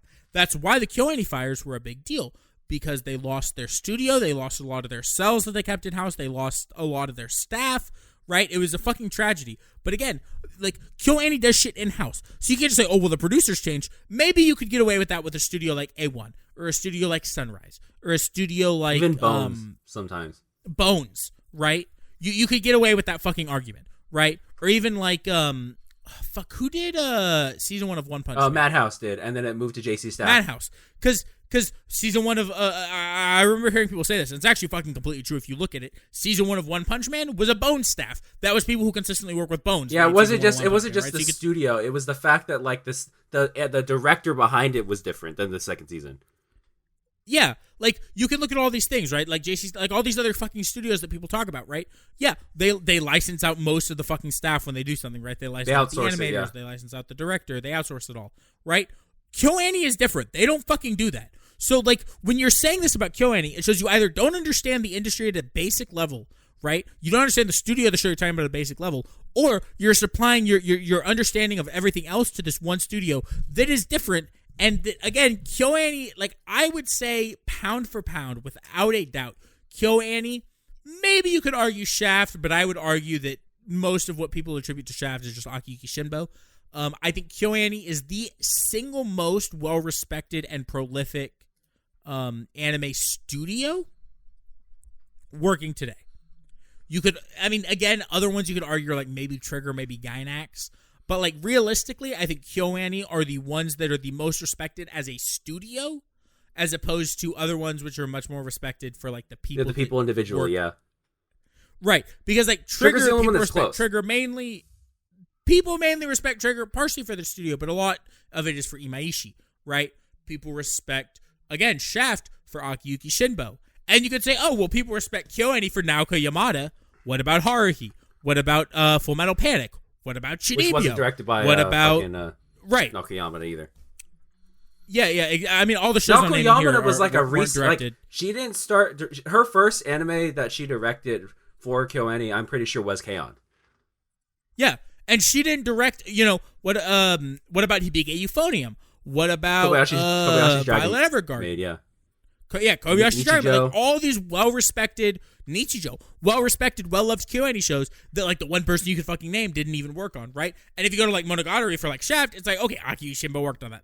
Akiyuki Shinbo worked on fucking Madoka Magica, right? Like, his name's in the credits. And so you can't just fucking do that with KyoAni. And the fact that he's, like, treating other studios the way he's treating KyoAni shows that he doesn't know what he's talking about. So, you know? Let me educate you a little bit. Not you. I'm gonna fucking the audience on what the job of producer is, because I think he doesn't understand really what the producer's job is. More often than not, the producer's job is simply they're the ones that fund the project, and they're the ones that sometimes hire the people on. Oftentimes, that's usually their job. Sometimes their job is also to be the ones that pitch the project to the network. That's usually their job. So that's what a producer does. They make some creative decisions because they have to deal with what the network or the studio wants them to do. But more often than not, the creative decisions are entirely reliant on the director and the writer. More often than not. And so that's why when we have cases like, you know, like the Zack Snyder Justice League, right? Is that the problem with that was that they were afraid that the producers told the directors to change things. Because Well, it's not just that. I mean, yeah. I mean, when you talk about Jack Snyder's, like, yeah, that's a part of it, but also there's a large. Like, no, I'm talking about like what happened with with the Justice League. Oh yeah, with the Joss Whedon that's cut. The Joss Whedon cut I mean, is like, you know, but even then, I think a large part of why that turned out, and even the decision of hiring Joss Whedon, a lot of it, which, you know, it's amazing because these fucking people talking about these fucking shows, like, they don't for once fucking stop to think about a singular word, okay, called fucking context. And the more I do these EWBs, the more I realize that I want to start fucking working this into my goddamn videos. Because you have, like, okay, you know, the major reason, because to piggyback off your point, I'm sorry to cut you off, but, like, the reason Joss Whedon was brought in is because of Avengers 1 and 2, were some of the biggest movies in the world at that time, right? Well, they are still, like, Avengers is one of the top 10 grossing films of all time. Yeah. And you know, who fucking created it? Well, he directed it. Well, but still, you know what I mean? And, like, who do they bring in for Justice League? Was Joss Whedon, and he tried to make it like Avengers. So it's like, you can't cut out the context of what's going on because it's so fucking important. And, like, yeah, because the big problem with that was because mid through production they had another guy come in and start reworking the thing because the studio mandated it, right? That was the problem, right? So when you look at Promised Neverland season 1 and 2, not only are the studios different, but the staff is different. They're like their positions are all moved around. There's different people for each one, and like those are indicative of a bunch of things. That's why things were different. But you also like, oh, ooga booga, let's look at the producers for Promised Neverland. There's just season 1. Like, I don't even think the page is done because it only mentions Aniplex and Shueisha because they don't release that information until like the series is done airing, right? Mm-hmm. Like, I'm not sure, but like I'm looking at this and they only mention Aniplex and Dentsu for season 1, and then they have Aniplex, Shueisha. Because, okay, Shueisha is the fucking people who publish fucking the most Shonen Shonen Jump series manga. Right. Shonen Jump, Shoujo Beat, Young Jump. Yeah. Shueisha, yeah, one of the biggest manga publishers. One of the biggest publishers. I highly, I want people to watch this video by Krasdorf about Time Paradox Ghostwriter, where he discusses the nature of how many influences there are making different decisions. Imagine watching a YouTube video by a man who's almost 30 That's years disgusting. old. Fucking cringe. And that's not even like his real age, too. He's older than that. That's just like what he's telling us humans. Fair enough. But you know what, Vindy? The current iteration of cringe. I gotta say, though, there's something up, though. There's something to say about fucking explanation points point, because you know season 1 of Chuunibyou aired in fall, but then season 2 aired in winter. I think there's something up. That's just now I can ignore the entire second season because something was different. All right, fucking shit. Oh, one more thing. He refers to the second season as content. And I remember there was this tweet by like a bunch of artists. Like they were like, the worst thing that the internet did was cause people to refer to art as content. Because content is a thing that we refer to because of like the internet, like you're getting content from these YouTubers, right? An internet thing. Right. But you start transforming art into just, oh, it's just content, like a fucking social media post. That's fucking gross. Please stop doing that. I never refer to TV shows or any piece of art as content. No. I don't even refer to fucking video games as content. Show. Like, you're disrespect again. A lot of this comes down to these fucking people think that it like, and like, you know, maybe, oh, Vindy, you're fucking getting angry. Look, like you, like if you rely on if you rely on anime for your entertainment, your livelihood, and like your community to find friends and people to talk to, you shouldn't fucking disrespect it 24/7 like these people do. You should understand, oh wow, I gain a lot from this. Maybe this is really good. Maybe I shouldn't just be constantly fucking disrespecting every fucking aspect of it like some kind of fucking stupid mongoloid. It's literally just my YouTube video is as valuable as the fucking series I talk about. And I'll be honest with you, it's not. No. You're one guy, a fucking nerd sitting in his basement, pulling up editing software in your fucking mic. And in your case, I don't even know if it's editing. It looks like you just fucking scanned a bunch of pieces of paper you slapped together. And then you're putting it on the internet. Not even close to being comparable to an actual production. You do not have the same level of worth. Let's keep going. Let's keep going.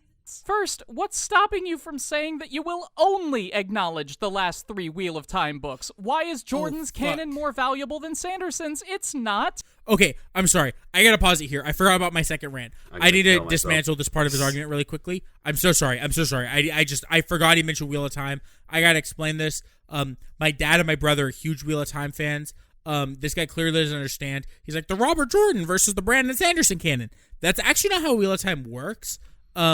Robert Jordan had written out kind of the entirety of his fucking story before he wrote it in an outline form. So Brandon Sanderson's last 3 books, I'm pretty sure. But whatever. So the Brandon Sanderson Wheel of Time books, right, were written by Brandon Sanderson because Robert Jordan died. So what? Okay, so I'll explain this because I assume you don't know much about I have no idea what the fuck Wheel of Time is. Okay, so Wheel of Time is a fantasy book series. I think it's 14 books. I could be wrong. Huge book series, right? Maybe it's probably a lot less than that. I don't know why that's the number that came to time. 1 second. How many Wheel of Time books are there? How many Wheel of Time books are there? I sure don't know what this thing is. Apparently there's 20. So my number was lowballing it. So huge fantasy book series, right? The original guy who was writing it was a guy, Robert Jordan. Robert Jordan. So Wheel of Time, like most fantasy book series, have these massive detailed worlds, right? That gets written as the series goes, you know? As that happens, you know, it's hard to keep track. So already, Robert Jordan, by the way, mind you, had people he had hired as like basically Wheel of Time experts that knew all the lore to make sure he didn't contradict anything he had already written in his lore, right?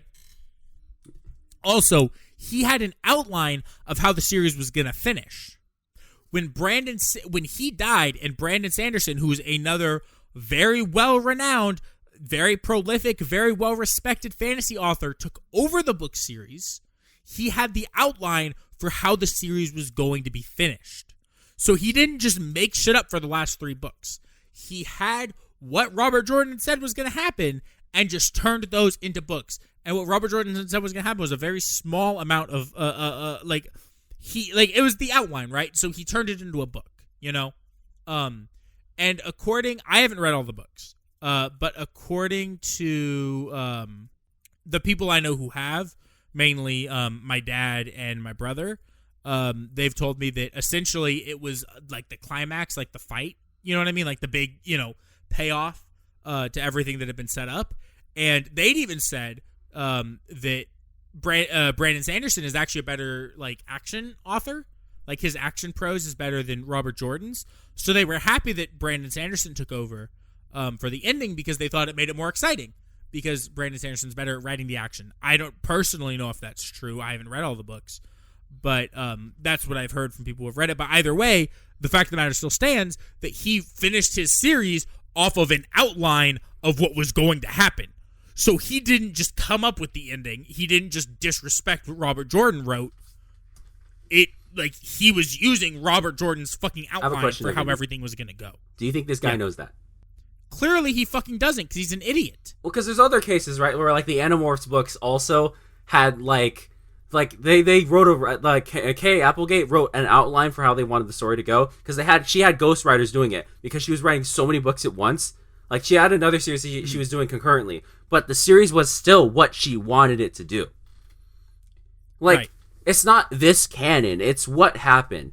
Again, more reason to watch Craftstore's Time Paradox Ghostwriter video because he talks about the fact that like they're still using what the authors are doing. It's just there's a new voice saying what the material is doing. Like it's a matter of execution versus the actual author's vision.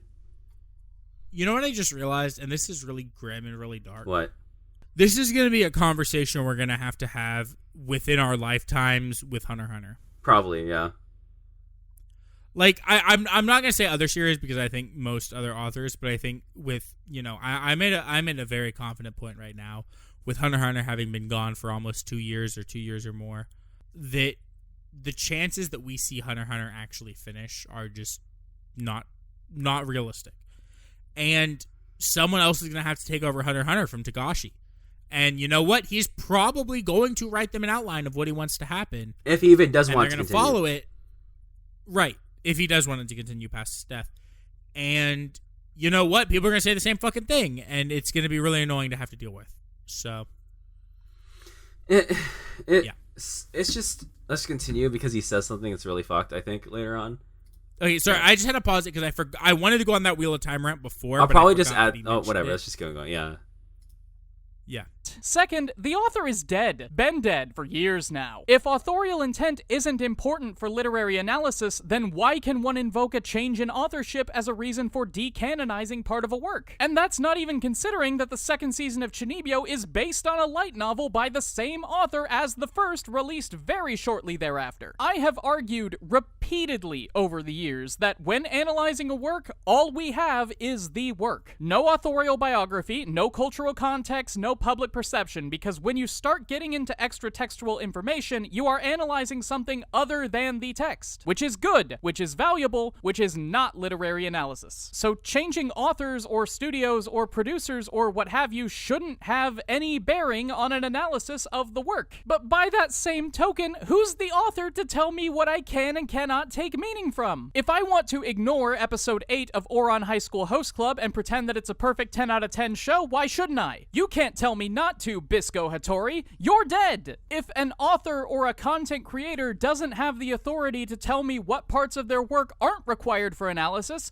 why do they have the authority to tell me which bits are? If my personal experience with Gurren Lagann is improved by replacing everything after episode 7 with homoerotic fanfiction, who's gonna stop me? I'm mad with power! There is no 12th season of One Piece. There is no first season of The Promised Neverland. You only have to watch even-numbered episodes of ReZero, and Evangelion isn't real. My profession is a farce. So I don't know. So, let's just go ahead and cross off Death of the Author, which gives us another fucking bingo.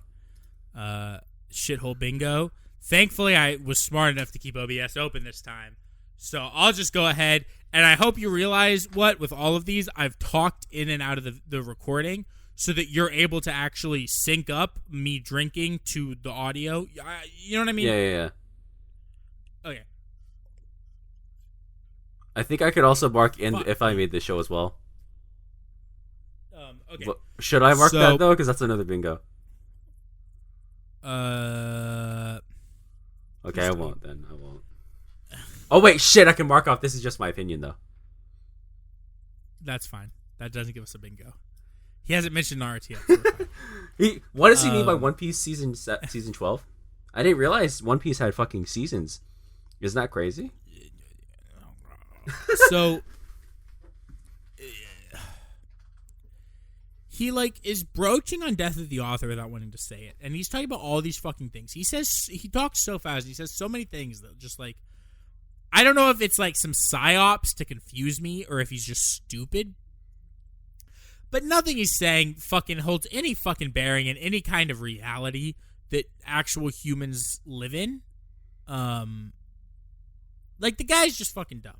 Because what does he talk about there? He talks about how it's like he's arguing with himself. The logical side of him that realizes that what he's saying is wrong is fighting to tell him to shut the fuck up. But he's fighting it with all of his might. It was well, wouldn't it be stupid if you just watched every even-numbered episode? And he even mentioned that it was a light novel. And by the way, I don't know how true this is, because in my limited research during this episode, by the way, I couldn't actually find concrete that season 1 was one book and season 2 was another. Both books came out in 2011. So when he says a very short time period, I mean, wouldn't you be surprised if 2 full-ass light novels came out in the same year? It'd be really hard to say, oh, well, they wrote that second light novel because they wanted money, when, if you're going to write the second novel within a year, you probably had plans to do it from the fucking time you wrote the first one, right? So he's already fucking... because what? So you're going to tell me that the first light novel... Hold on, I'm going to look this up again. This is my 5th time looking this shit up. Google already knows when I type CH, it knows exactly what I'm looking up. I go in, okay, novel 1 released June 1st, 2011. Novel number 2, December 28th, 2011. 6 months apart. You really think he had time to sit there, June 1st, 2011, the day his novel came out, he sat there, the author, and he was like, oh, wow, this is selling pretty well, you know? Let's say maybe a month passes. He sees the sales. He's like, wow, this is selling fucking great. Maybe I should write another book. And then he has time to write the book, to get sent to the publisher, the editor likes it, it gets sent to the publisher likes it, it gets fucking printed and gets put in stores for the release date in 5 months. Well, no, I think it is, because that doesn't sound like it, and I'm not going to do the research to figure out how much it is. That's not how it fucking works. That's not how any fucking artistic medium fucking works. He already had the second book in production when he wrote the first book, which means that they had to have been fucking planning the story from the beginning, which means that if they were doing that and they had the idea for the second section in mind when they did the first section, that the second section is connected to the first section, which means that the themes that are present in the second section are the themes that are present in the first section, and you can't just fucking ignore them because your shitty analysis tells you to.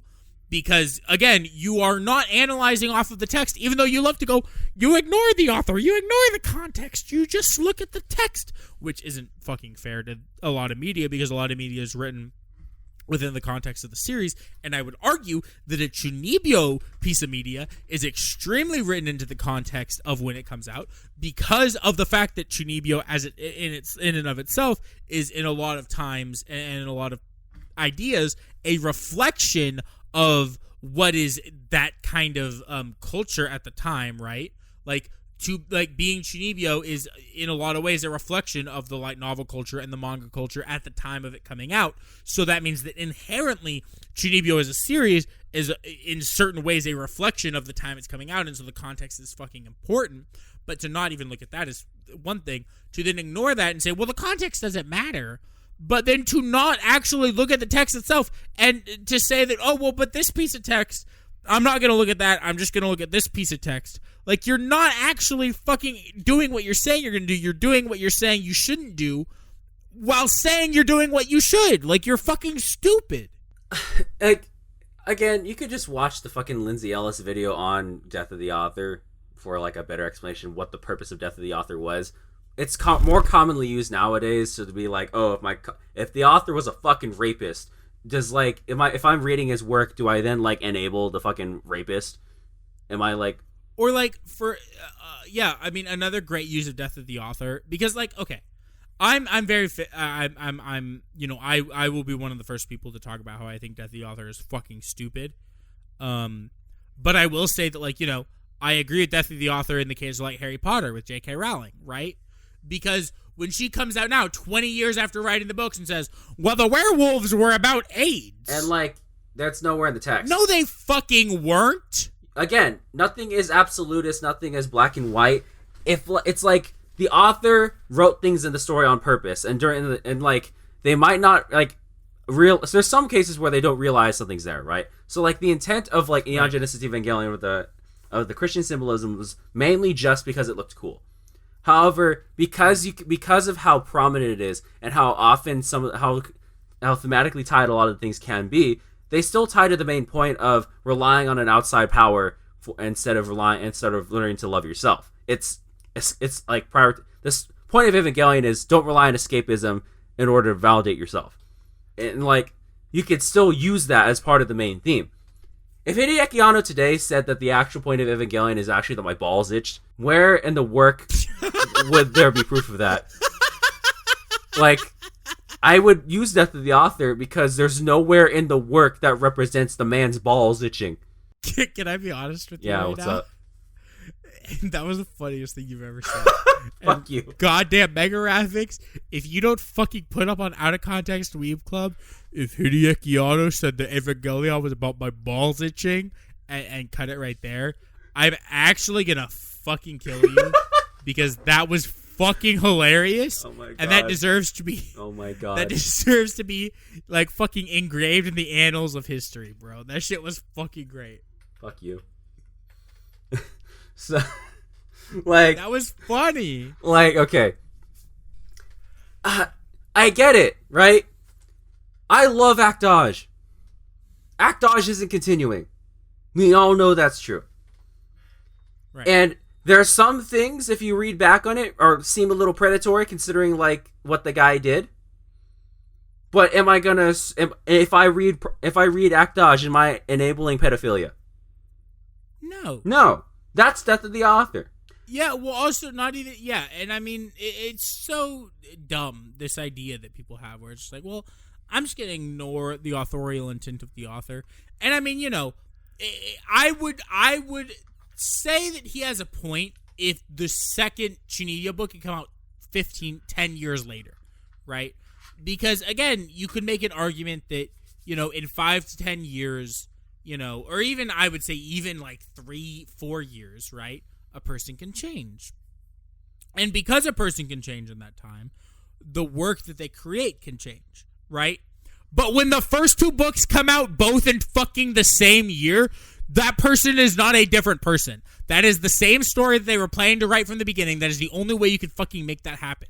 So you actively cannot say that they're a different person or that things have, like, actually changed, because, like, that is the same person. That is the same story that they've been meaning to write. And if you say things are different, then that's on you, because, like, you're understanding the story from the beginning has been But Vindy. right.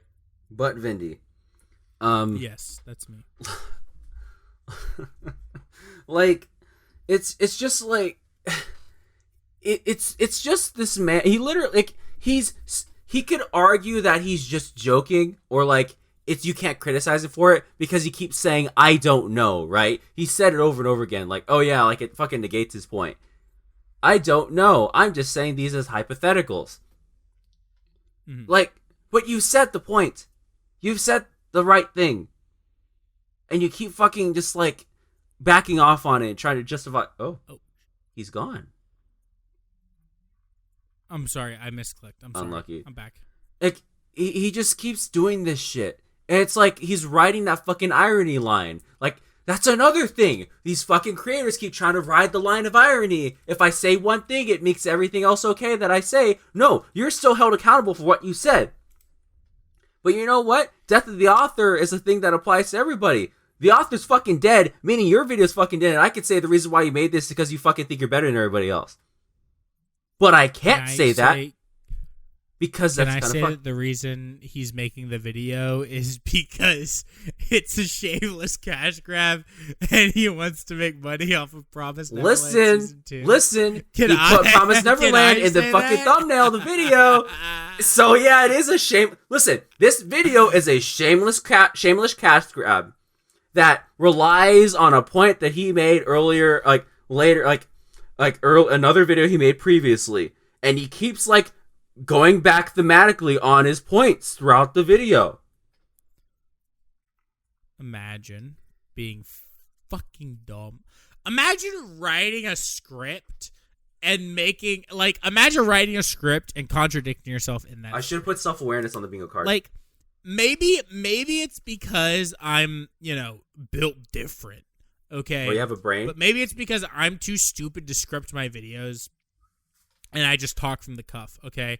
But, like, when I look at these fucking YouTubers that clearly script their content and they still contradict themselves, I'm like, didn't you just fucking look through what you wrote and see if you were, like, contradicting yourself? Well, Vindy, that's because you Like, talked to me and Kraftsdorf, who filter our fucking scripts through, like, several people before we make the fucking video. But, like, you shouldn't just fucking write a script and then record it and then upload it. Hey, Vindy. Like, Vindy.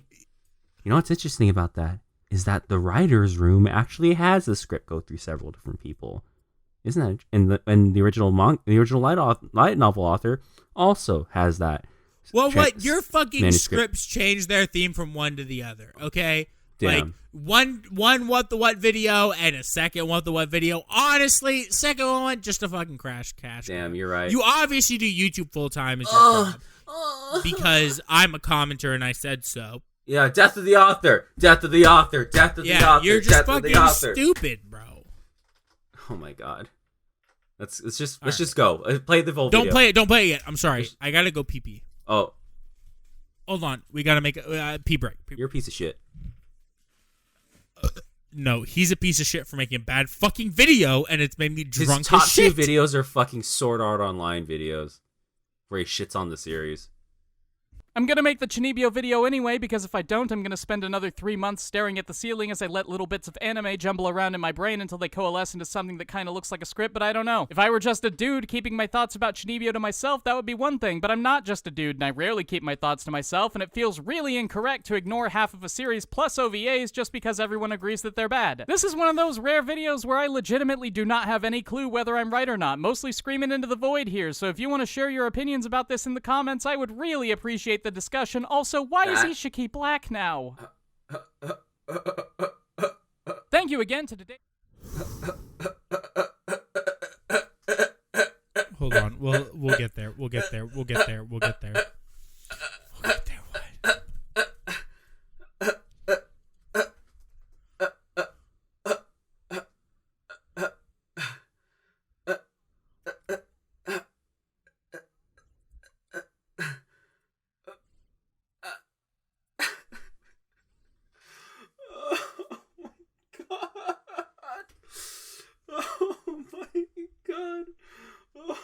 What? All right. So we're done with the fucking video. All right. Here we go. Before we even talk about the real point I have to make, he goes, why is Ishiki black now? So someone clearly doesn't understand. Like, okay. Why are you racist now? I mean, can we cross off racism? Oh, we Like, can, is that Vindy. another one we can cross off? Yo, Like, let's holy fucking shit. go. How did he actually get racist in that video? So here's the thing. So somehow, you know, because we've been joking this entire time about the Moe is idealized autism, okay? But that's a dumbass take, but it is true to say that anime is an idealization of, you know, the world we live in.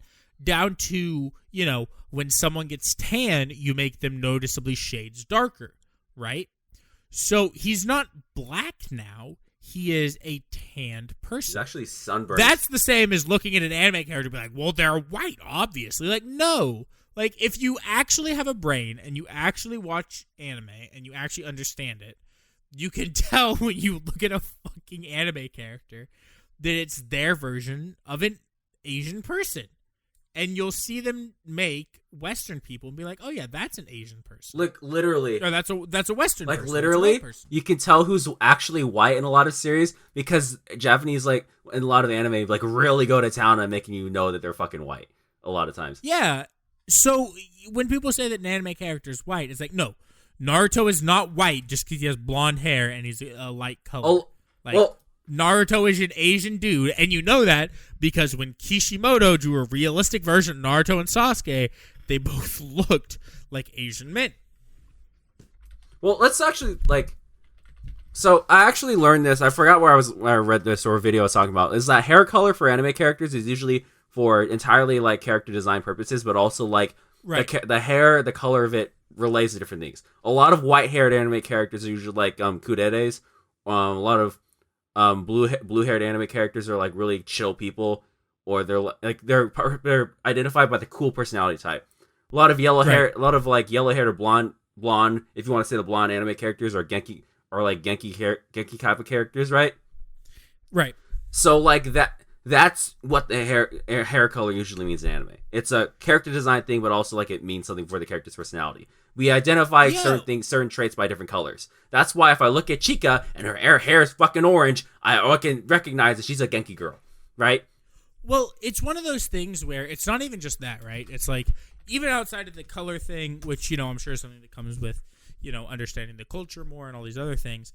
I mean, I didn't know actually that hair color thing, right, until you told me. And that's actually really interesting. But, like, for example, I'm at the point now, and I've been at this point for a long time, but I'll just say now, you know, for whatever, where, like, I can look at an anime character, and I can look at, you know, an Asian person or a Japanese person, and this isn't me being racist. This is actually, you know, how they're created, right? Like, My Hero Academia is a series where the characters live in Japan and they're Japanese people, and I can look at, you know, a Japanese person look at an anime character, and I can see the similarities. I can understand how you can take Japanese people and you can turn them into the anime design, right, into the anime aesthetic, and how you can get that, like, one from the other, right? The same way you can look at, you know,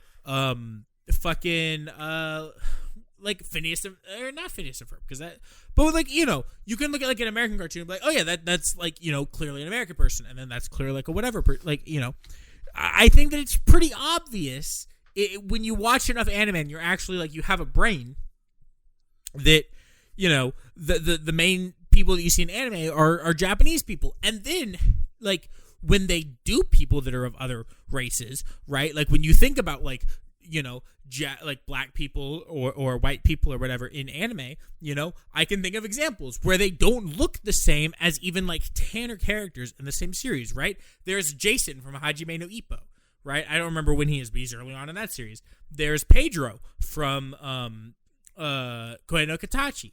There are other characters of these other colors and other races, and they don't look the same because they're not drawn the same, because the anime aesthetic is created specifically for Japanese people, because it's a Japanese series and most anime and manga are about Japanese characters, right? I'm gonna say something that might get me in trouble, but I can say it. Go. I gotta act. So I'm referred to as the Ben 10 of races because I have so many fucking races. I'm gonna activate the fucking race matrix and pull out fucking Filipino and Japanese. All right. So I don't know if y'all have ever seen Filipinos, but there's some light-skinned Filipinos, and some of those motherfuckers, look like they fucking sent, like they fucking baked in the sun, right?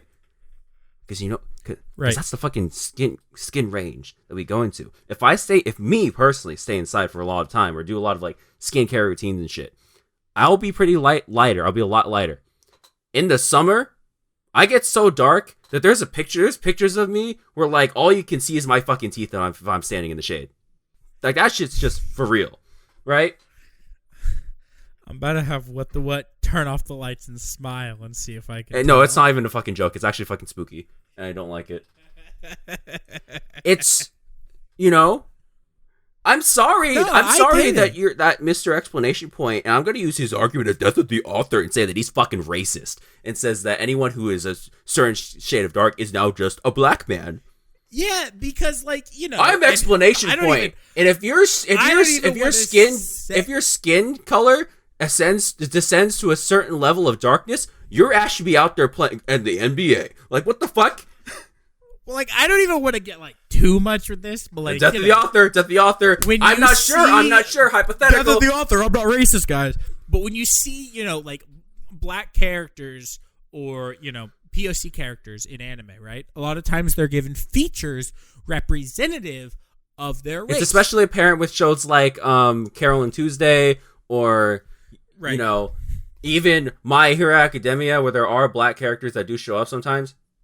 Actually, Rocklock's a great example. I think, again, Jason from Hajime no Ippo is a good example.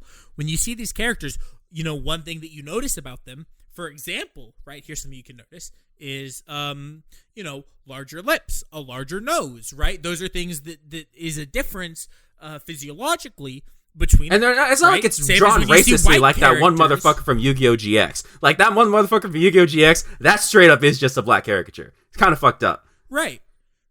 But then, then you have, like white characters generally drawn with bigger eyes. And you can say, well, anime characters already have big eyes, but they're given bigger eyes, right? They're given other features to make them look different, right? Lieutenant Surge in the first generation of Pokemon looks different than a lot of the other characters. It's because Lieutenant Surge is supposed to be an American in a region that is predominantly based on Japanese, because Lieutenant Surge is supposed to be an American soldier in Japan after World War II, right? Like, that's what he is, right? The same way that, Brock isn't racist. Brock is just like a different, it's not fucking, how can you be so stupid that you, and I get, oh, it's just a joke, Vindy and what? Y'all are so fucking stupid. He said it was ironic. Just a joke. Because you said it, and you're just you can't just throw that in your video. You can't be on some Nux Taku shit, unironically making a video saying I paid you Twitch streamers to say the N word and be like, it's just a joke, guys. It's fine. Fuck, stop it. I get it. It's just this weird parasocial thing where it's like, I'm just taking what they're saying, and again, this is the same guy who said you have to ignore the author and only look at the text. Now I'm looking at the text. Man said some racist shit. Yeah.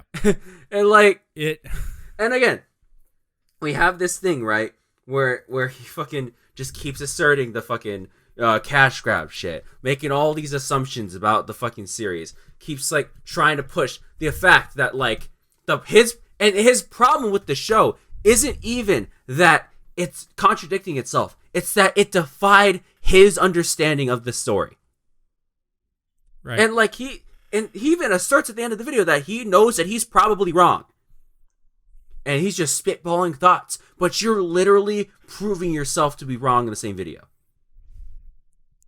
So you should have fucking stopped yourself.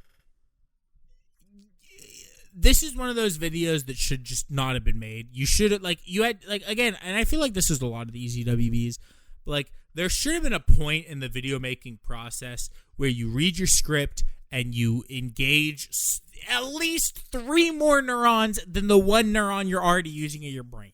And you go, oh, maybe I shouldn't fucking make this video because maybe it's stupid as fuck and wrong. But somehow they never do that, do they? You want to know why, Vinny? Because money! No, that's what Chuunibyou did, not explanation point. Not him. He's a pure-hearted YouTuber. A YouTuber would never do anything for money. He has passion.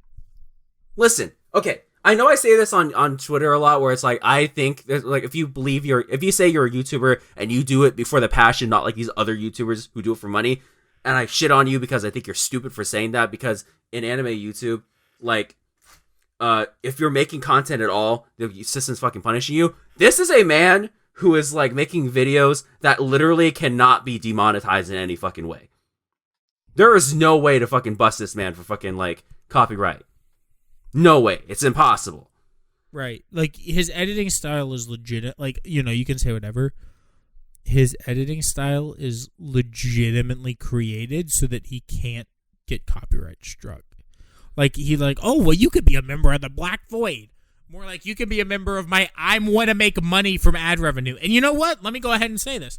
There's nothing wrong with wanting to make money on YouTube.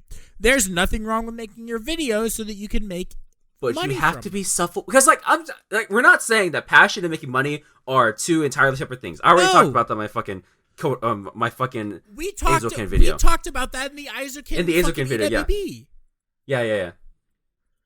It's like they're not entirely separate concepts. Nothing is entirely 2 separate different concepts.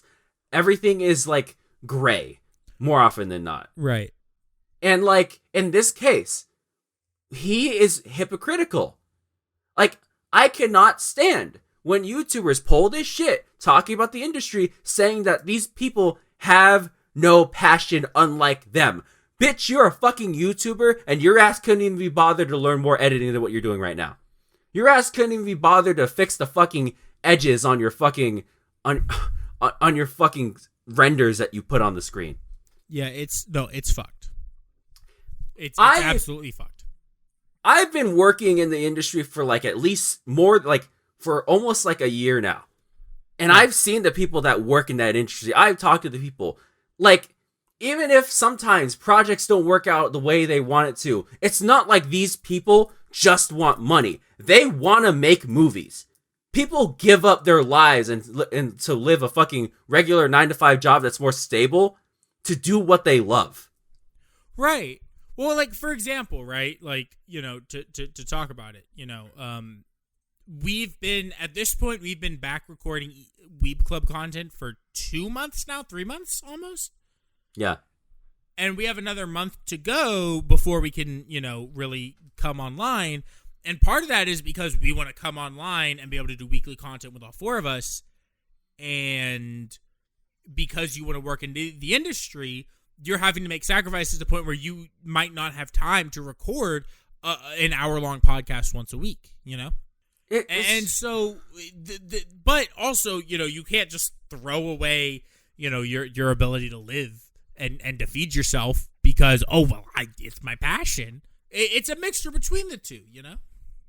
I'm so sick and tired of this bullshit. I really am. Every time I see these chuckle fucks who make their entire living off of leeching off of someone else's property and then assert that the people that they're leeching off of don't put effort and don't care and just want money, even though you're making money off of their work, you make me sick. Like, I legitimately think you're fucking disgusting. It is a legitimate it is a disgusting mindset. I agree with you there. Like, you can fucking quote me on this shit. I think exclamation point is a fucking disgusting person. Well, you said that, not me. I'm going to say go ahead. I haven't said it on Twitter. I'm going to say that what he said in this video is disgusting, and his views on some of these things are disgusting. But I'm not going to call him a disgusting person. He could just be fucking dumb, you know? I mean, that's the option, right? I'll give him, you know, unlike you, right? You're giving him, you know, you're disgusting. I'll give him the option, all right? Either you were wrong in this video, or you're a disgusting person. Right? You got one or the other. Either you were wrong and you were dumb, and, you know, maybe you'll admit you're going to change, or just, you know, I was wrong and I was dumb. And he's not going to watch this video, but either way. No, he's not going to give a shit. He was wrong or he was dumb, or he's a disgusting person. You get the choice, right? It's one or the other. It's actually one or the other, you know? Sometimes the world is black and white, you know? Sometimes it is Kraftsdorf and Nenmaji. All right, you know what, man? You're just on some shit right now. You're fucking funny. You're walking on some thin lines right now. That was funny, mister. Well, like, okay, so let's put it this way, right? Exclamation point has this weird way of going about media. He recently tweeted on, recently at the time of this recording, it's April 3rd, the Wonder Egg priority is the last episode is being delayed because some of the staff, like one of the staff members, I think, was like overworked so hard that they got hospitalized. So they have no choice but to move the finale to a later date. As they should, yes. Exclamation point for a while has been tweeting about how like he doesn't like the show and how it's horrible and everybody keeps fucking shitting on him for being stupid. Okay. And then on April 1st, and we all know this is a joke if you look at the fucking replies, and he hasn't deleted the tweet. He said, "I'm glad that it turned out to be bad because I would have been embarrassed if it wasn't." Yeah, I mean, I think, again, it goes to a lot of these anti-tubers and a lot of these people making this content. They don't actually do it, like, to make the content. They do it to be like, well, I'm smarter than everyone else, and I have the biggest brain. And it's like, fucking grow up, dude. I don't want to say it's sociopathic, because that's probably the wrong word. I just think it's fucking gross. And, like, I just think they're all fucking stupid. And I think it's funny that, like, Shaves... I mean, when Shaves fucking quote tweeted him and fucking busted his ass for the things he said, he's like, well, I just meant it would have been embarrassing because I would have been proven wrong. And like, okay, but you're still talking about this show that people obviously love and that has like fucking fell apart because of a fucking medical emergency. Right. And overwork out of passion. Yeah. And like the only person exclamation point responded to was Shaves because his tweet had the most likes. Well, and also Shaves has a lot of pull in the community, right? Like, people respect They can't Shaves get busted with him. Yeah. No, I mean, yeah, I get you. It's just... No, it's so gross, dude. It's the way these people are. It really is. I literally just can't fucking stand this shit. I'm so tired of it. I agree. All right. The last thing I have to say that I wrote down as a point for the end of the video is like, well, is it okay to write off the OVAs in the movie and the second season because people don't like them? We like them. We literally talked about how we like them. So clearly not everyone agrees. And, you know, you can say, oh, well, you're just two people in the void. I think that what and I have proven with our track record of, you know, especially what has proven with our track record of being intelligent about things, that we know what the fuck we're talking about. And if you actually believe in anything fucking substantial, you would think that there's the ability to weight your opinions based on who's the one giving the opinions. And if you believe in that, you would have to then believe in the idea that WattheWut and I, like, us saying that, like, oh yeah, we like season 2 of Chuunibyou instinctively matters more than some random fucking guy on Mal giving it away. That's what I wanted to like, say. It just has to. He keeps making these absolutist things. It's like that YouTubers think that their opinion is like the wider opinion of everybody believes it. It's widely believed. Or Mal is the wider opinion. Nobody likes this show. Their scores are literally only 11 points apart. Like 0.11 points apart. That's nothing. That's 10%. No, not even that. Like, what do you mean, man? Holy shit. Like, I'm so tired of it. Their top reviews the top reviews on Mal are both like only a point apart. oh my god, like, stop it. Everybody believes this. Everybody believes this. Everybody believes this. No! What's your opinion, dumbass? Yeah, that's not how it works. I agree. Dude, everybody fucking believes that getting your balls stomped on by a fucking big buff lady is the hottest thing ever. And if you don't agree with that, you're just not a real person. I don't acknowledge that you're real. Maybe some people aren't into fucking CBT, you fucking weirdo. Shit. Don't just fucking go quiet on me after I fucking talk about CBT. What does that mean? I'm not some CBT monster like you. Oh, can we mark throws X under the bus? Can we mark what? Throws X under the bus? I mean, if you want to, go fucking ahead, dog. Here we go. Yay. Let's go. Oh, that's another bingo, though. I'm not drinking again. I'm sorry. Oh, well. You're a coward. Are you really going to make me? Yes. Okay, hold on. We're at the end of the fucking EWB. This does nothing for the quality of the content. It just does but more it's funny to hurt me afterwards. I hope you understand that. Maybe I'm a sadist, look, man. Maybe I I'm want trying you to prove to that I'm not a bottom. Maybe I'm trying to prove that I'm not a bottom. No, I have to explain this because people are going to see the video at this point. I unclipped my mic from like my microphone stand shit. And I've been holding it for the last like hour. Like I've just been pacing around my room talking. So when they see the video and I'm just sitting here holding my mic, that's why. Because it hasn't been clipped in the microphone stand. I've been pacing. I've been so angry. So here you go, fuckers. Let's go. Let's go. Let's go. Let's go. I haven't been making drinks since like whatever. I've just been drinking straight. It's been fucked. And it's all your fault, motherfucker. Thanks, man. All right. I think that's the end. Explanation point is obviously it's no secret that I think he's like one of the top 10 worst YouTubers of all time. I've not seen a single good video from this man. Yeah. Like, holy shit. Terrible fucking. Alright. Thank you guys for watching. You want more EWBs? We have the playlist full of them. You can go quick and watch some older ones. Poggers. We can watch the ones of me and Vindy and see if you guys get a bingo on the fucking What Vindy EWB bingo card. Yay. Let's go. Actually, here's what I'll say. Here's what I'll go ahead and say. If you guys watch a video using the What Vindy bingo card, all right, and, oh shit, I'm fucking dumb. What? I was recording in my video the entire time after I took a drink. I forgot to end the recording. It's fine. If you guys use the What Vindy bingo card, all right, and you get how many bingos do you think before we promise that you and me will watch the video? Should it be 3 or 4?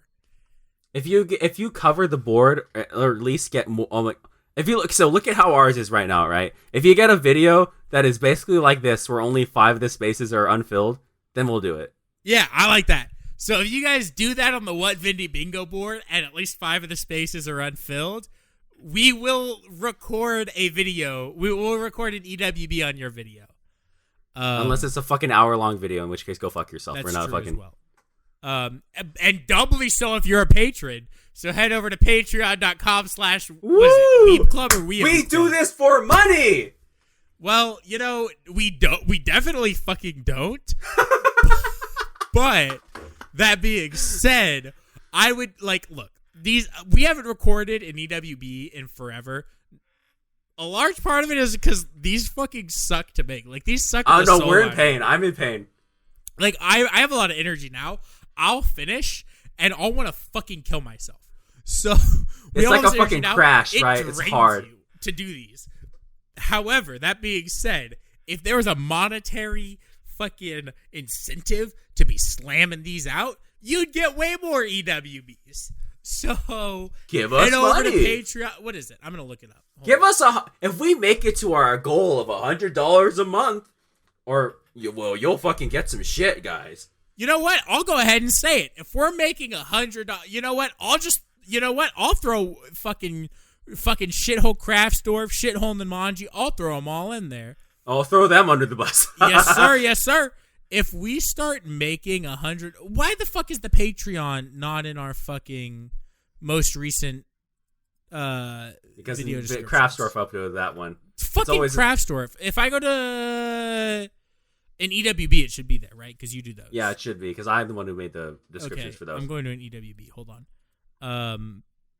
Dude, it is. Okay, it's patreon.com/weebclub. All right? If you start donating to patreon.com/weebclub, if we get $100 a month on the Patreon, we will make a Weeb Club, an EWB minimum a month. I would say more, realistically more, but if we hit $100 a month on Patreon, we will be giving y'all an EWB. We'll also add more things to we'll add more tiers. I think our only tier is That's true. one. So like, ooh. Well, our one tier is $50 a month, and then $10,000 a month. But the $10,000 a month is for us to do a live, Love Live dance at. Oh my god, that is true. Anime we did Expo. do that. Oh my god, that's so hot. That'd be so funny. Either way, if you want to see more EWBs, head over to patreon.com/weebclub because that's the only way to honestly convince us to do more of these fucking soul-draining shithole pieces of content.